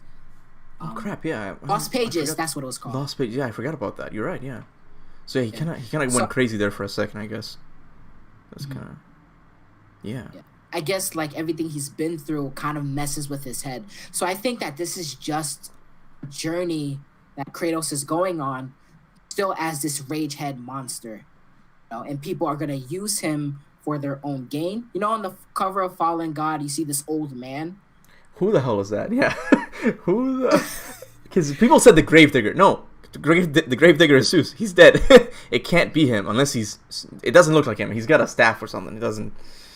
Yeah. Sorry, go on. I think that this is somebody that Kratos meets that takes advantage of Kratos once again, because this is the story of Kratos' life, of people using him for their own objectives, right? So I do think that this ragehead Kratos is tricked by this old man to take out this group of enemies that he has. Yeah. I think this is just going to be another story about Kratos being a jerk. Yeah. I mean, the first cover of the comic book, it's kind of odd. You see that old man, and you also see a monkey or something. Like, why would a monkey be here, though? Like, is he an important character? Like, first of all, do you think it's going to be Egyptian gods? What do you think? What do you think Kratos is going to be dealing with in Fallen God? The Fallen God cover, where you see that, you know, that badass picture of Kratos walking with the blades behind him. Yeah, he's dragging it, yeah. That's like kind of like, it's kind of like sand, right? So in my mind, I think this is Egyptian. And I remember one of the interviews that ultimately Santa Monica decided not to do Egyptian myth was because it's a little bit too close to Greek. Yeah. That they wanted Kratos to go farther. So maybe, again, I don't want to go into the multiverse thing again, but maybe during his travels, he's walking and ended up in this desert land. And does a little adventure there, and that's when the wolves take him at the end of the Fallen God series. Oh yeah, it has to be at the end. It can't be at the beginning. Yeah, it's just because the wolves take him to Scandinavia, so it has to be the ending of the comic books. Yeah, it makes sense. Yeah. Fallen God is going to be an epic story, man. I'm telling you. Oh, I'm sure. They did a great job with the first comic series, and I think they're going to do a great job here. Yeah. What do you think? I think. I mean, I think obviously, I think so too. I do think this might be like a setup for when they eventually take Kratos or Atreus to Egypt. Like I've said before, I feel like Kratos is gonna, like you said, like that old man is gonna. That's a cool theory. He's gonna manipulate him into doing something he's gonna regret afterwards, because that's the story of Kratos, just messing up and then regretting it later. So he might end up killing someone important, and then the gods might want to take revenge, because that's another big theme in the God of War series, revenge. You know. Mm. I just don't know. Like but also doing something, helping people. Yeah. Yeah. I just know it's just cool, man. God of War series is cool. It's really cool. I love this series. Like the amount of effort. Like, how do you plan this stuff? And that's what bothers me. Not just the story, but the details and this world, and how the littlest detail can mean so much more. Like I remember when I was first playing the game, and when Baldur punched Atreus, right, and mistletoe arrowhead went into his hand, breaking the curse. That was such a tiny detail that didn't matter much when you're first playing the game, where Kratos takes the arrowhead, puts it in the strap quiver. Yeah, it's just It's a tiny. Yeah, It's just I love this series. No, I know. It's just it's mind blowing details. I know Corey said that he had to rewrite the story of God of War 4. I keep calling it God of War 4 because I mean, it makes more sense. I think. Yeah, that makes sense. Yeah. Because the first draft of the story was going to go into kind of like the prequels of Star Wars, like going into the what do you call it? Just the how the Norse world works and stuff, like the realms and stuff. And he's like, oh, this is too open, I guess. Let's just bring it down to just Kratos and Atreus, and then we'll explore that later on. And I guess that's what they're doing with the details of the game. Like they're in the back, you know. There's a secret timeline we don't know about. There's a. By the way, who blew the horn? I can't believe I've asked this before. God, man, this horn thing. I didn't realize it was gonna be as important as. When I first played the game, I didn't give two thoughts about it. Right. Right. Go on Twitter, the internet's blowing up about it. Corey's responding to people that we will see who blew the horn, and. You give your predictions first, and I'll give mine. I'm afraid. I mean, I've changed my mind because there's kind of like guidelines to who can blow the horn. I guess we know that it cannot be an Aesir god. I think because when Jormungandr thought Kratos was an Aesir, he went to eat him, man. Like he just did not care. He was gonna kill his own father, so it can't be. Guidelines, It can't be an Aesir. It has to be someone who speaks the language because you blow the horn to communicate with them. I had this weird theory that it was actually Modi back then. That was back when I did crazy theories. That Modi blew the horn to show up. I was saying that was Heimdall. What? What's that? One of my crazy ones back then was Heimdall who blew the horn. Yeah, we've had crazy theories, but yeah, I said that Modi blew the horn because he wanted to challenge Jormungandr, and then that's why he got all beat up or something. Anyways, right now, I think, and this theory was actually shared to me. My girlfriend told me this theory. I'm like, oh my god, that's actually pretty cool. She thinks it's gonna be future Kratos and Atreus. Like in the next game, we're gonna be time traveling all over the place. And we're going to be like, oh my god, we need to go back and tell Jormungandr something. And we're going to go back in time and actually do that. Is that what do you think too? What do you think? So just like you, I've gone back and forth on this topic so much, right? It has to speak the language, can't be an Aesir, and more importantly, they have to know that Kratos and Atreus wouldn't be in that area for a long period of time. Because the only reason weren't there is because Atreus got sick. We had to go heal him, so we went to Helheim and all these places. Yeah. We weren't going to be in that area for a very long period of time, so this was the opportunity for them to call it without getting spotted, right? Yeah. Like you, I've gone back and forth, but ultimately, I decided on future Kratos. I just made a video about that. Fine. Yeah. I don't think it can be Loki because someone very smart pointed out that Loki doesn't need the horn to call the serpent. Oh yeah, because he calls the serpent at the end. Yeah, he can just speak to it. Yeah. True. So, I do think that, maybe Kratos is sent back in time. Corey said that time is going to play a huge role in the next game. Yeah. In one of the interviews. So I do think it's going to be future Kratos. I think he gets separated from Atreus in the past. And he sees himself rowing the boat over to Freya to heal Atreus. Mm-hmm. And that's when he blows the horn. Maybe because he's looking for Atreus or whatever. Right. I think that he gets blown back in time because the fight with Thor. Okay. I think I saw your video. Yeah, they clashed the Leviathan axe and the and Mjolnir, and then it splits the world 3, and Kratos gets sent back. Right, like that's what you said in the theory. Yeah. Okay, I got you. Yeah. So this is what I'm settling on. All bets. I'm not changing it anymore. This is it. I do think that it's future Kratos and with Mimir. Yeah. You know what's interesting though? Because before the theory I have right now that it's future Kratos and Atreus, I used to think it was Tyr because there's a depiction of Tyr in the bridge of him blowing the horn. I'm like, that is cool because Jormungandr came back in time, and Tyr was still around. He would be able to talk to the giant because he speaks the giant's language. He was friends with the giants, right? He would speak to him. I go, is it Tyr? But it's heavily implied that Tyr is somewhere in Asgard. He's locked away or something. That's another thing I was going to ask about. Do you think we'll see Tyr in the next game? I think yes. Part of me, the way they built up Tyr was Mimir, Brock, they both said he's dead, right? In Lore and Legends, it says he disappeared. There's also a picture of Odin and Thor on top of Tyr's body on a mural, with and chains. Tyr was locked up. With chains, yes. That's the important thing. Like, you don't chain up a dead body. Like, you don't... Exactly. Yeah. So I think that this was intentional, the mystery of Tyr. How Brock and Mimir say he's dead. Book says he disappeared. Miro says he's chained up. I think the book says that... I think the book kind of leaves it open. The book says that he just disappeared. And some people think he's locked in Asgard. So I'm going to have to go back and look it up. But I'm pretty sure he says that we don't know if he's dead or if he's somewhere locked in Asgard. I'm like, oh, this is... Okay, he's obviously locked in Asgard. Like, this is... I really think we're going to see him in the next game. Like, I don't know. I feel like his legend is built up so much, and the morals is built up so much. How Tyr's journey changes Atreus towards the end of the game, where when you go into Tyr's treasure room or challenge room, I don't know what to call it when you flip the temple. Then Tyr's temple? I don't know. Flip the temple. Yeah. It's just the bottom of Tyr's temple. Gotcha. The basement. It's the basement, man. He has a bunch of statues there. And then just staring at you. I don't know if they're alive or dead because they move, but Atreus says that, this is Tyr's test. We have unity. We might argue sometimes, and but we're working together now, and we're changing this world. And I think this also changes Kratos, Tyr's adventures. Yeah.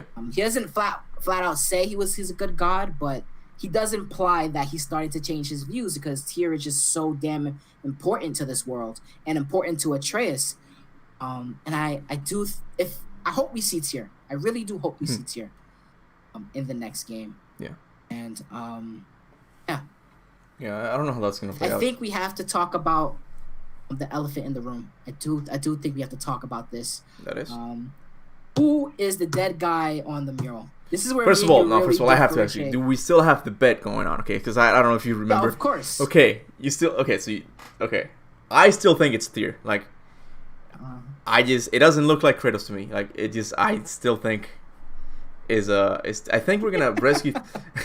You're gonna disagree with me so hard. Okay, so I still think Kratos is gonna die at the start of the game, and that's how we, as a gameplay mechanic, it resets the character back to zero. He dies, kind of like in God of War 2 and God of War 3. He dies by Thor. He goes to Valhalla, and then the game kind of just starts. And then on our way out, we rescue Tyr.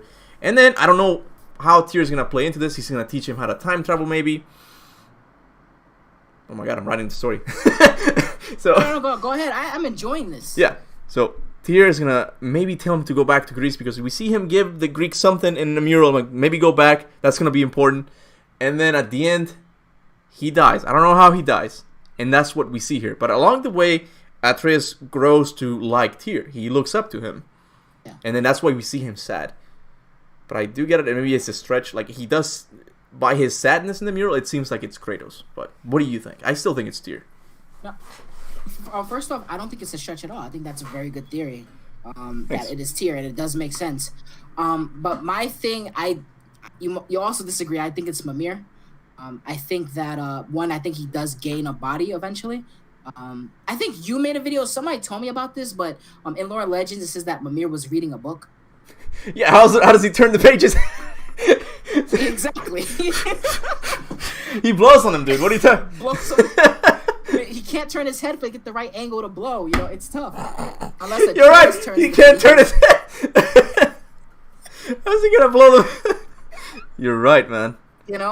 I think that, and on the mural, there is, on the panel that represents the next game or whatever story comes next, Mimir's head is there on a tree. Right.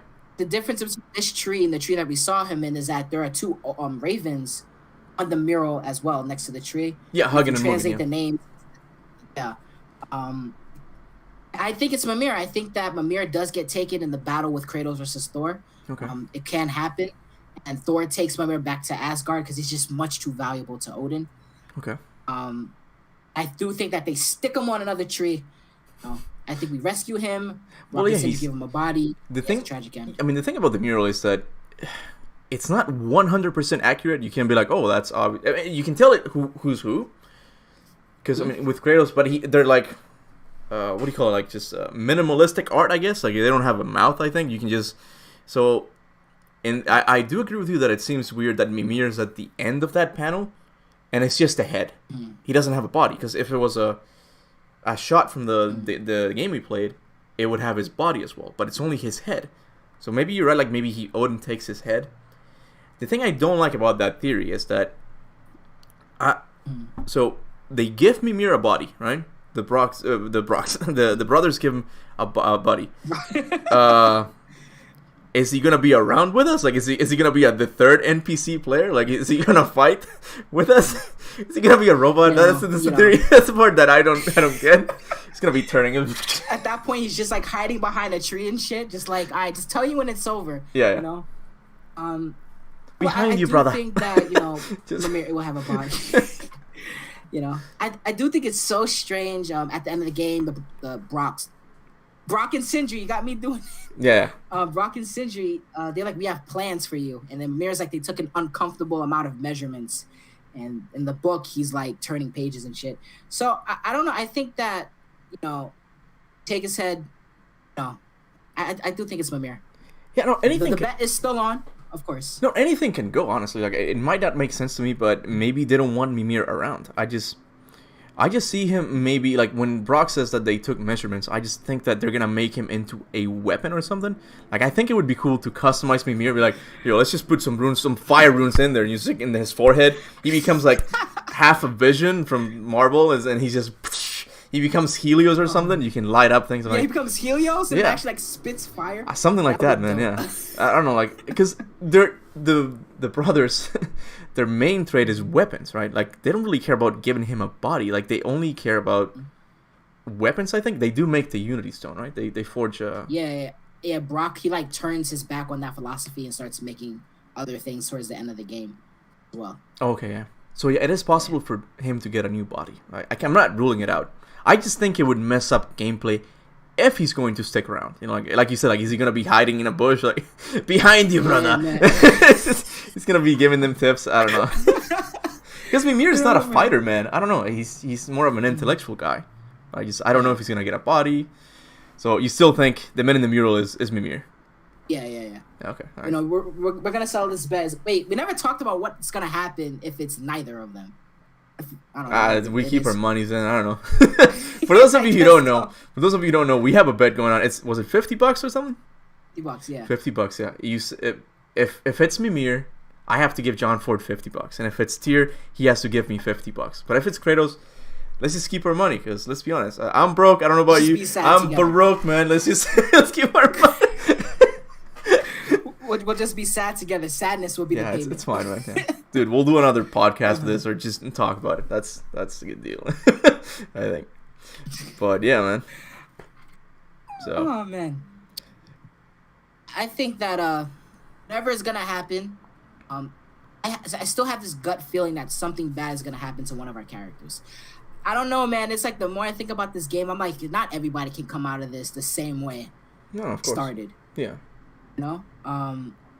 And even, I don't know, man. Some people say that Atreus is gonna die, and some people say Freya's gonna die. I don't know. I think Corey's just hinting up that Atreus is gonna have to choose a personality.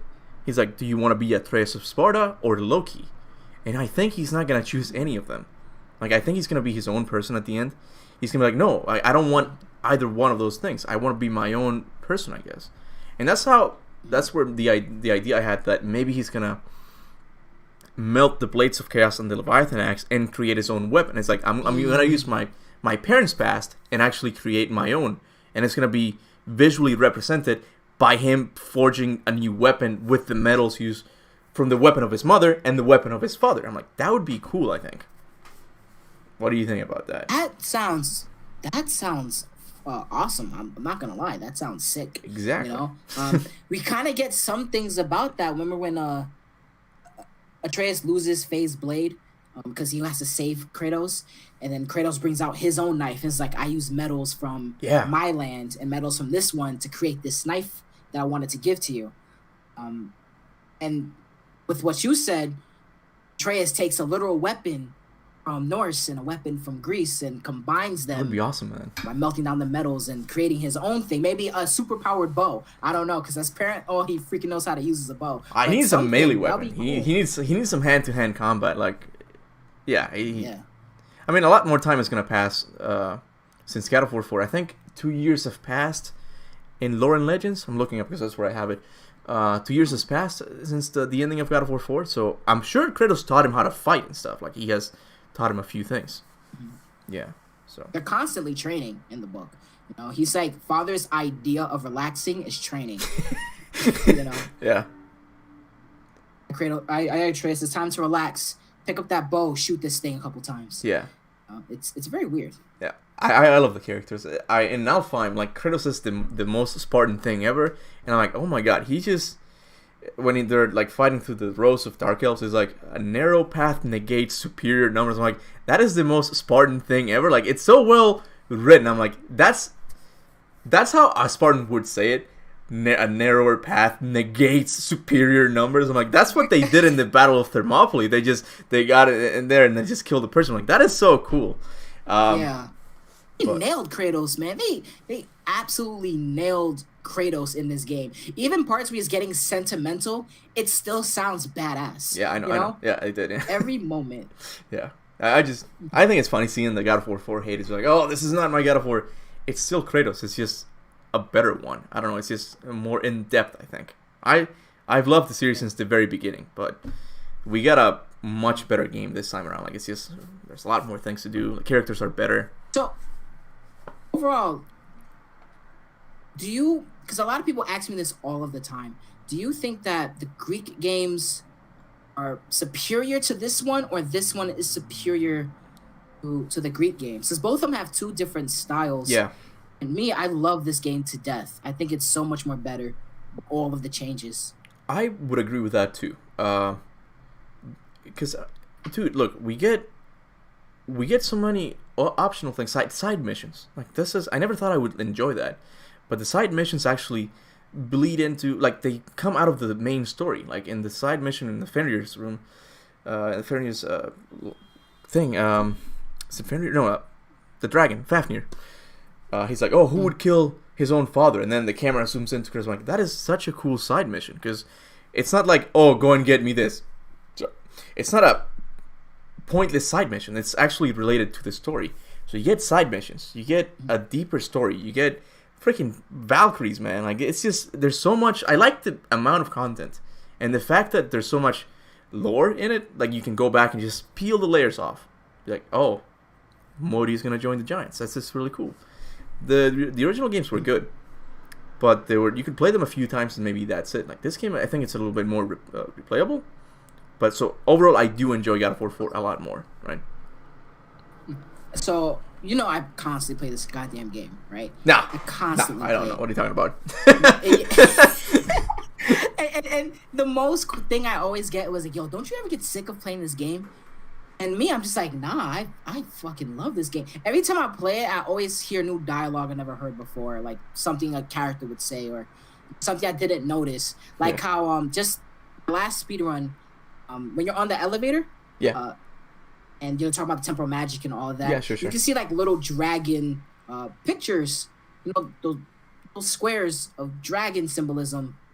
Really? On the elevator ride, it's very small. Yeah, it's in the corner, very small. I'm just saying, I never noticed this before. I'm sure it doesn't mean anything. Yeah. It's just like the game's replayability is so big.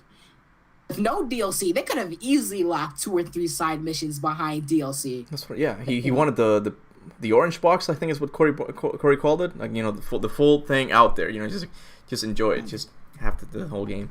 And that's very nice of them, because Activision or Ubisoft would make DLCs. I'm like, I don't know. Yeah, I can't stand games nowadays. They're just so much different than Santa Monica. Yeah. With that said, though, like, I would not mind having a hack and slasher God of War game, like more of a single player, more of a,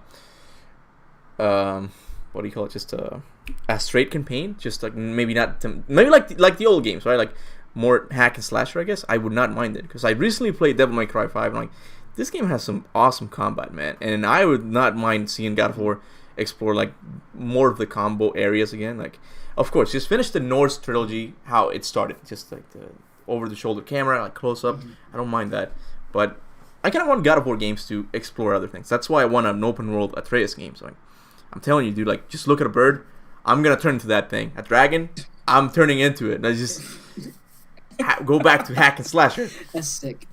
Except the card game. That's the one thing I don't like. That's the one thing I don't want. No, please don't. God of War card game, nah. Yeah. So what are some improvements in God of War 2018? Less armor. Yeah, I don't even have to think about it. Less armor. I don't like. Less armor. I don't like the whole RPG things. Just lower it a tiny bit. Just I don't have to think about that. I for a game. It feels like you're interviewing me now. For a game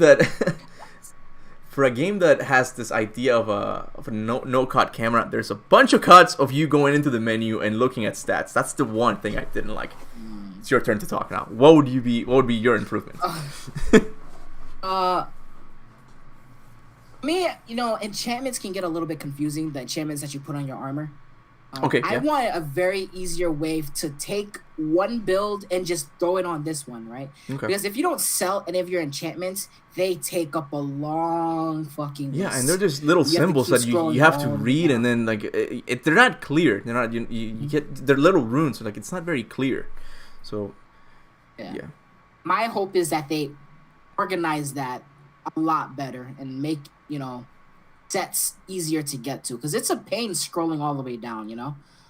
I'm kind of a hoarder when it comes to video games. Like if a video game has loot, I kind of have this mentality of I want to keep everything from the very beginning to the very end. That's just who I am. I don't really sell anything. Yeah.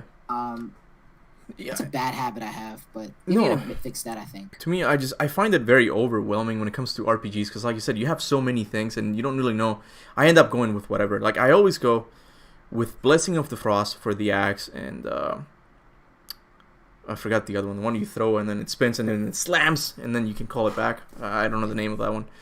But I do like the fact that it's very customizable. You can choose your own powers and all that. But yeah, lower the RPG mechanics. I think that's why I like... Yeah, go ahead. Why I like the RPG mechanics a little bit is because, like, again, this happens in almost all video games. When you get this choice of how you want to build, at the end of the game, it's usually the same thing that everybody has. The only armor to this, the only exception is the God of War set, which is like more luck-based. Oh, the fish. My favorite is the Blessing. Yeah, the Blessing of Frost with the God of Armor, and then the Wrath of Blade or whatever, making your axe both ice and fire at the same time. Right. And because of the armor set, you get that way more often, and it kind of makes you a little bit broken. Yeah. I do like those RPG mechanics, but like you said, it can get kind of confusing because there's a lot there in your face. There's just too much, yeah. And one thing I hate about streaming that game is that everybody has their own idea of what the best build is. Like, why are you not using this? Like, why are you not using that? Like, guys, I like Blessing of the Frost. Leave me alone. Just let me do this. Why aren't you using the Zeus armor? Yeah, I know. Constant.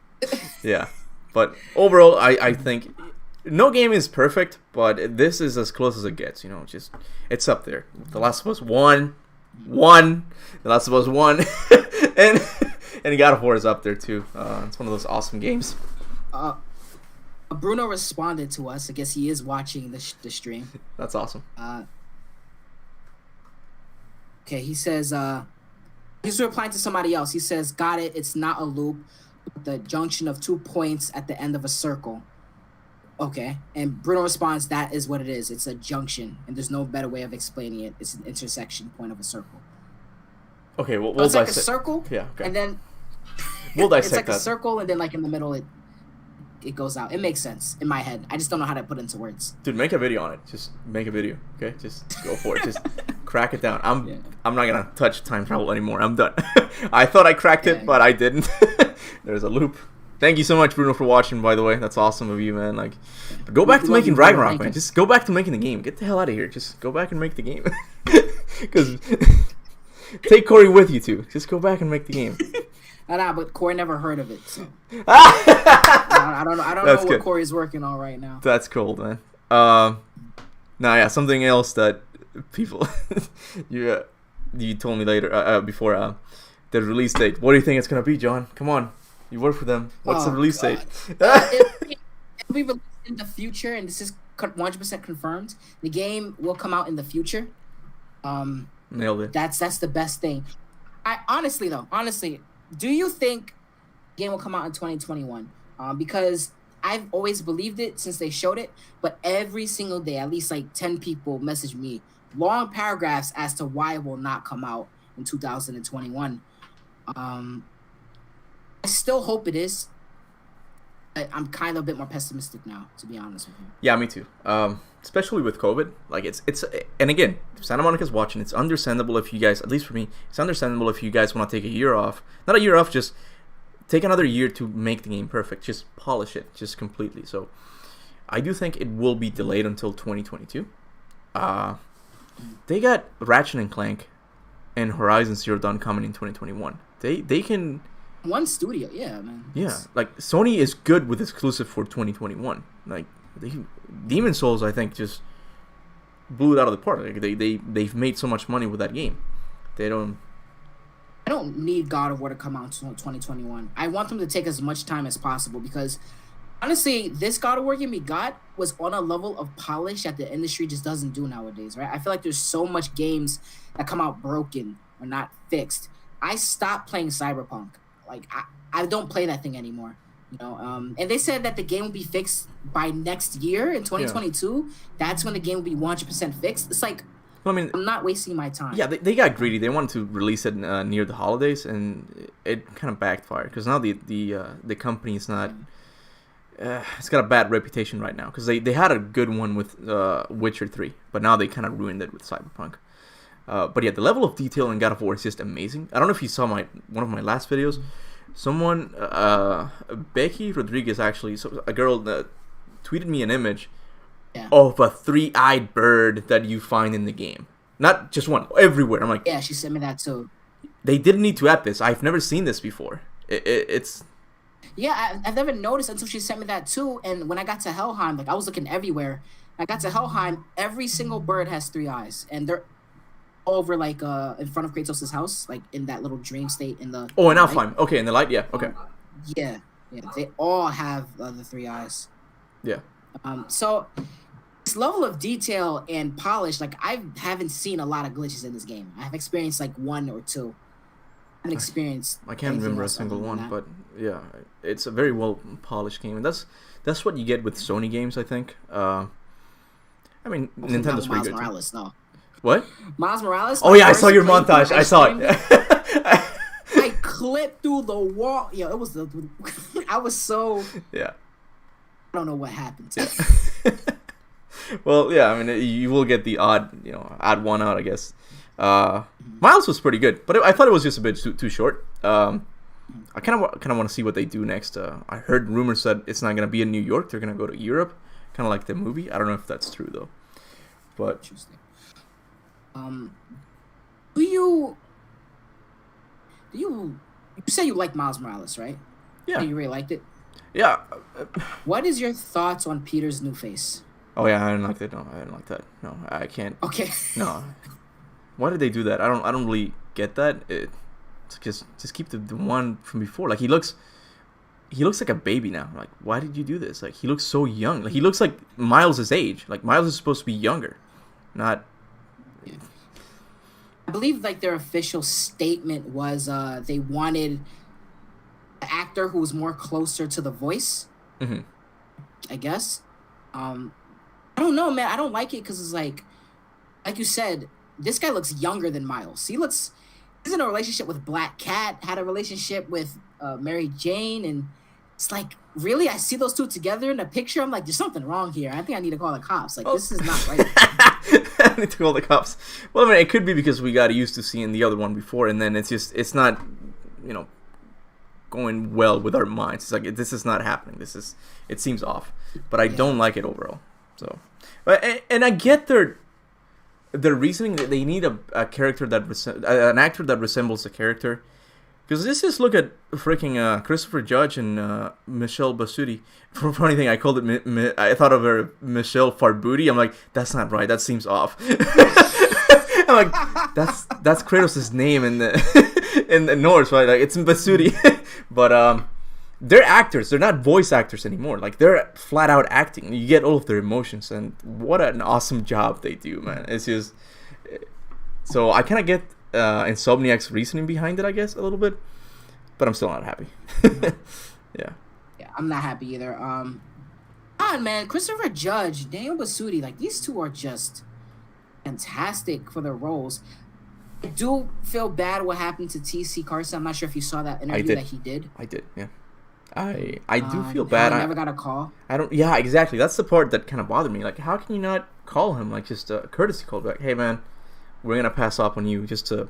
But they didn't call him, and like that's kind of rough because it's like I always said it. David Jaffe created the concept, Cory Barlog animated Kratos, and then T.C. Carson gave it the voice. Like, you know, the voice was unrecognizable. He's an important guy in the God of War community, and it kind of sucks that he didn't get a call just to tell him that they were gonna pass up. So, yeah.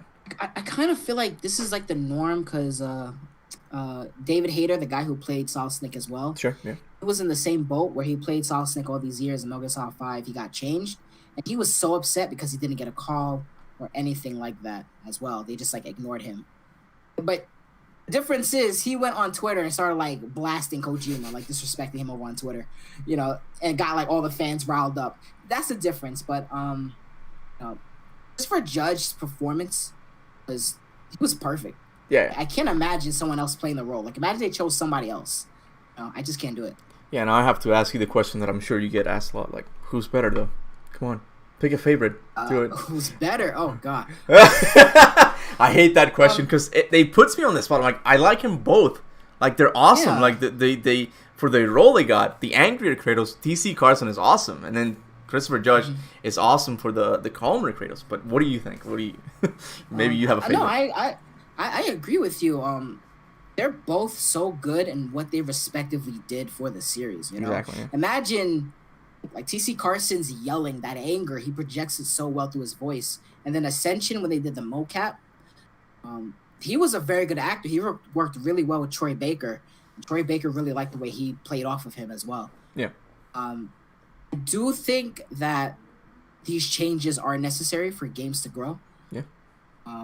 And Christopher Judge knocked that out of the park as well. So I don't think there's a better. I think they're equally top performers in their crafts. Exactly, man. Yeah, I like them both. I really do. And yeah, awesome game. All throughout. Just awesome performance. Yeah. Freaking Baldur, man. That actor, Jeremy. I forgot his name. I forgot his last name. I forgot his name too. Jeremy something. I feel so bad. But yeah. Anyways, they're just amazing, man. Yeah. I feel nothing. I'm like, yo, you can't.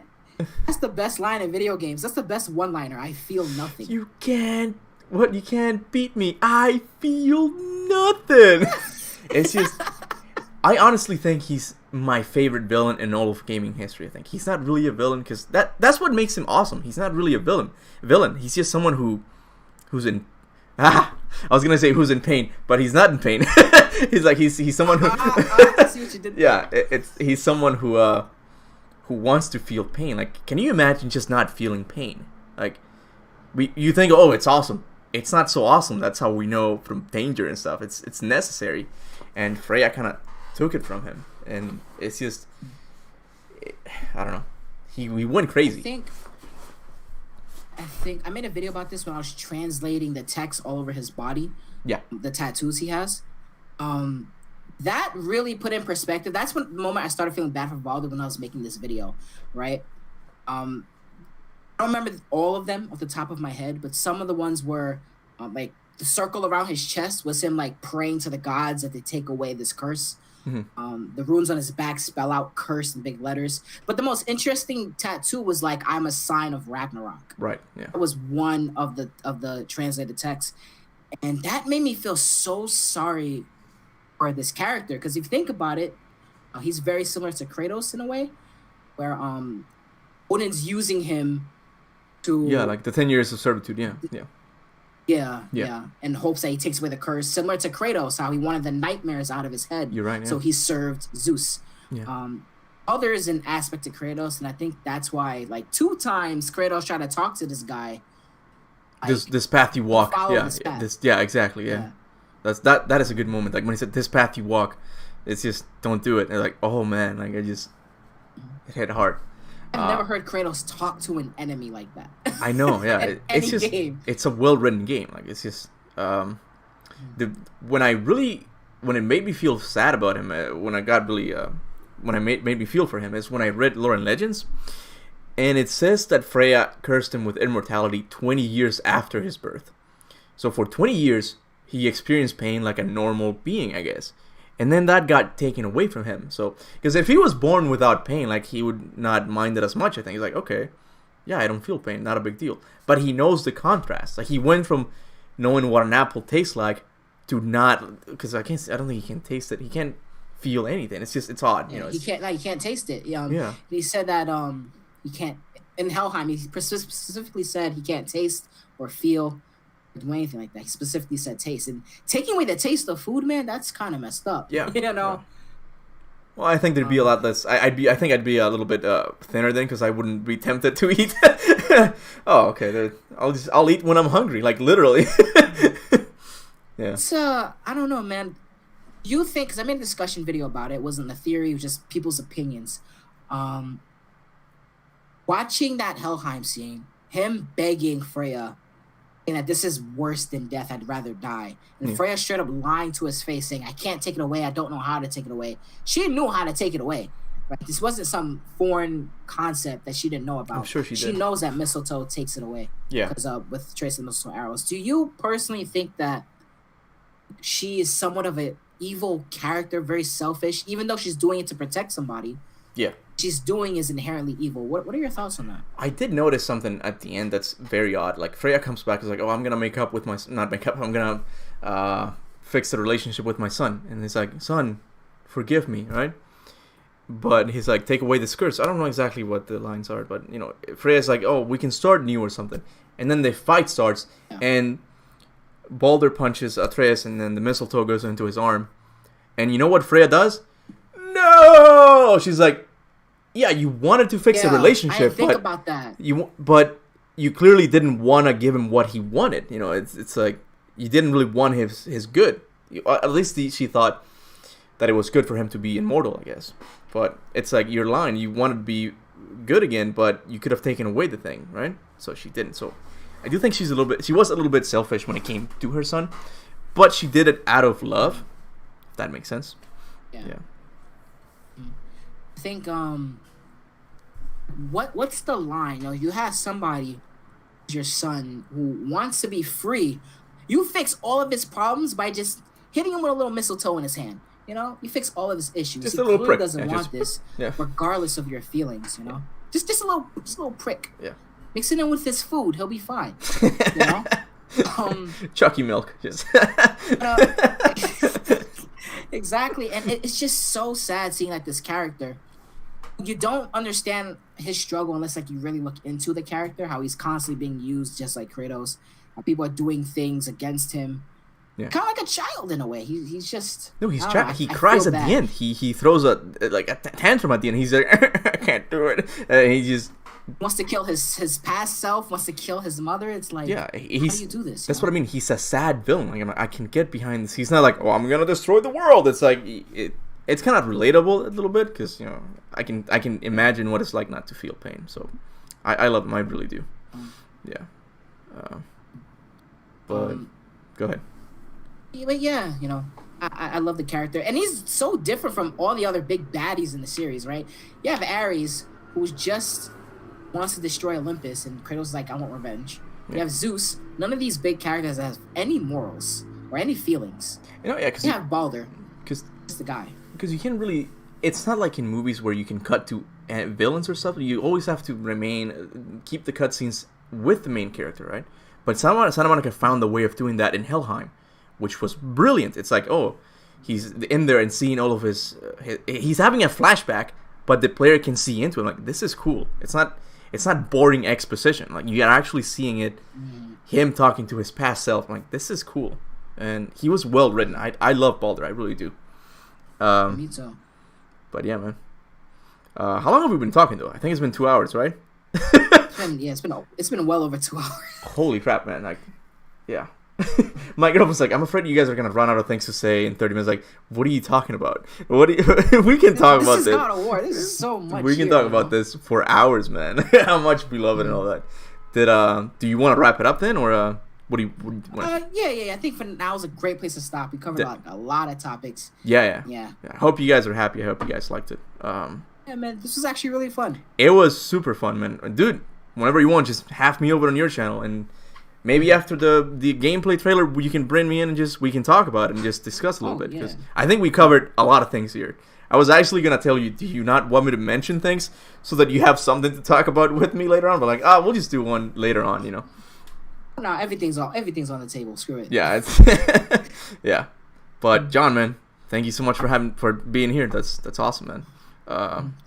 Man, this was fun. Thank you for letting me on your channel and just talk about God of War. No worries, man. And thank you, Bruno, and any other Sony Santa Monica studio employee for watching as well. Yeah, I forgot. Thank you for your work in the game. I know. I'm gonna have to go back and read tweets. Thank you so much. Again, you guys have made an incredible game that we're still talking about it years after its release, and I hope this level of awesomeness just continues, man. So you guys did an amazing job. Now, for the people in the chat, guys, if you don't know who John Ford is, you know now. He's an awesome God of War YouTuber. Check out his channel in the description of the video below. I'll also leave it at the top of the comment section. I'll pin it because that's what people usually. I never go to the description videos when YouTubers tell me to go. I don't know about you. I go to the comment section. I never do. Yeah. So I'm just gonna pin it at the top of the comment section, so you guys can check out his channel. But John, man, thank you so much again for being here. Let's do this again. Hey, thank you too, man. Yeah. All right. Definitely. Oh, also, are you gonna watch the Nintendo Direct by any chance? I forgot to ask you that. Oh yeah, that's today at 5 o'clock, right? Yeah. 5? Yeah, 5. Yeah. Yeah, I got the dentist. I might have to cancel my health. I want to see Breath of the Wild too.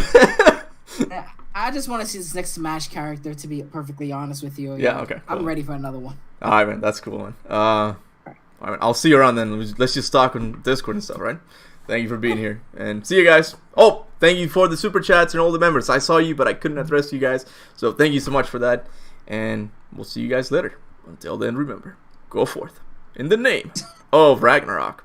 You can do your intro your outro if you want to. I'm gonna be out of here. Thank you guys for listening. Deuces. See ya, man. That's all I got. Yours is way more epic. Take it easy, man.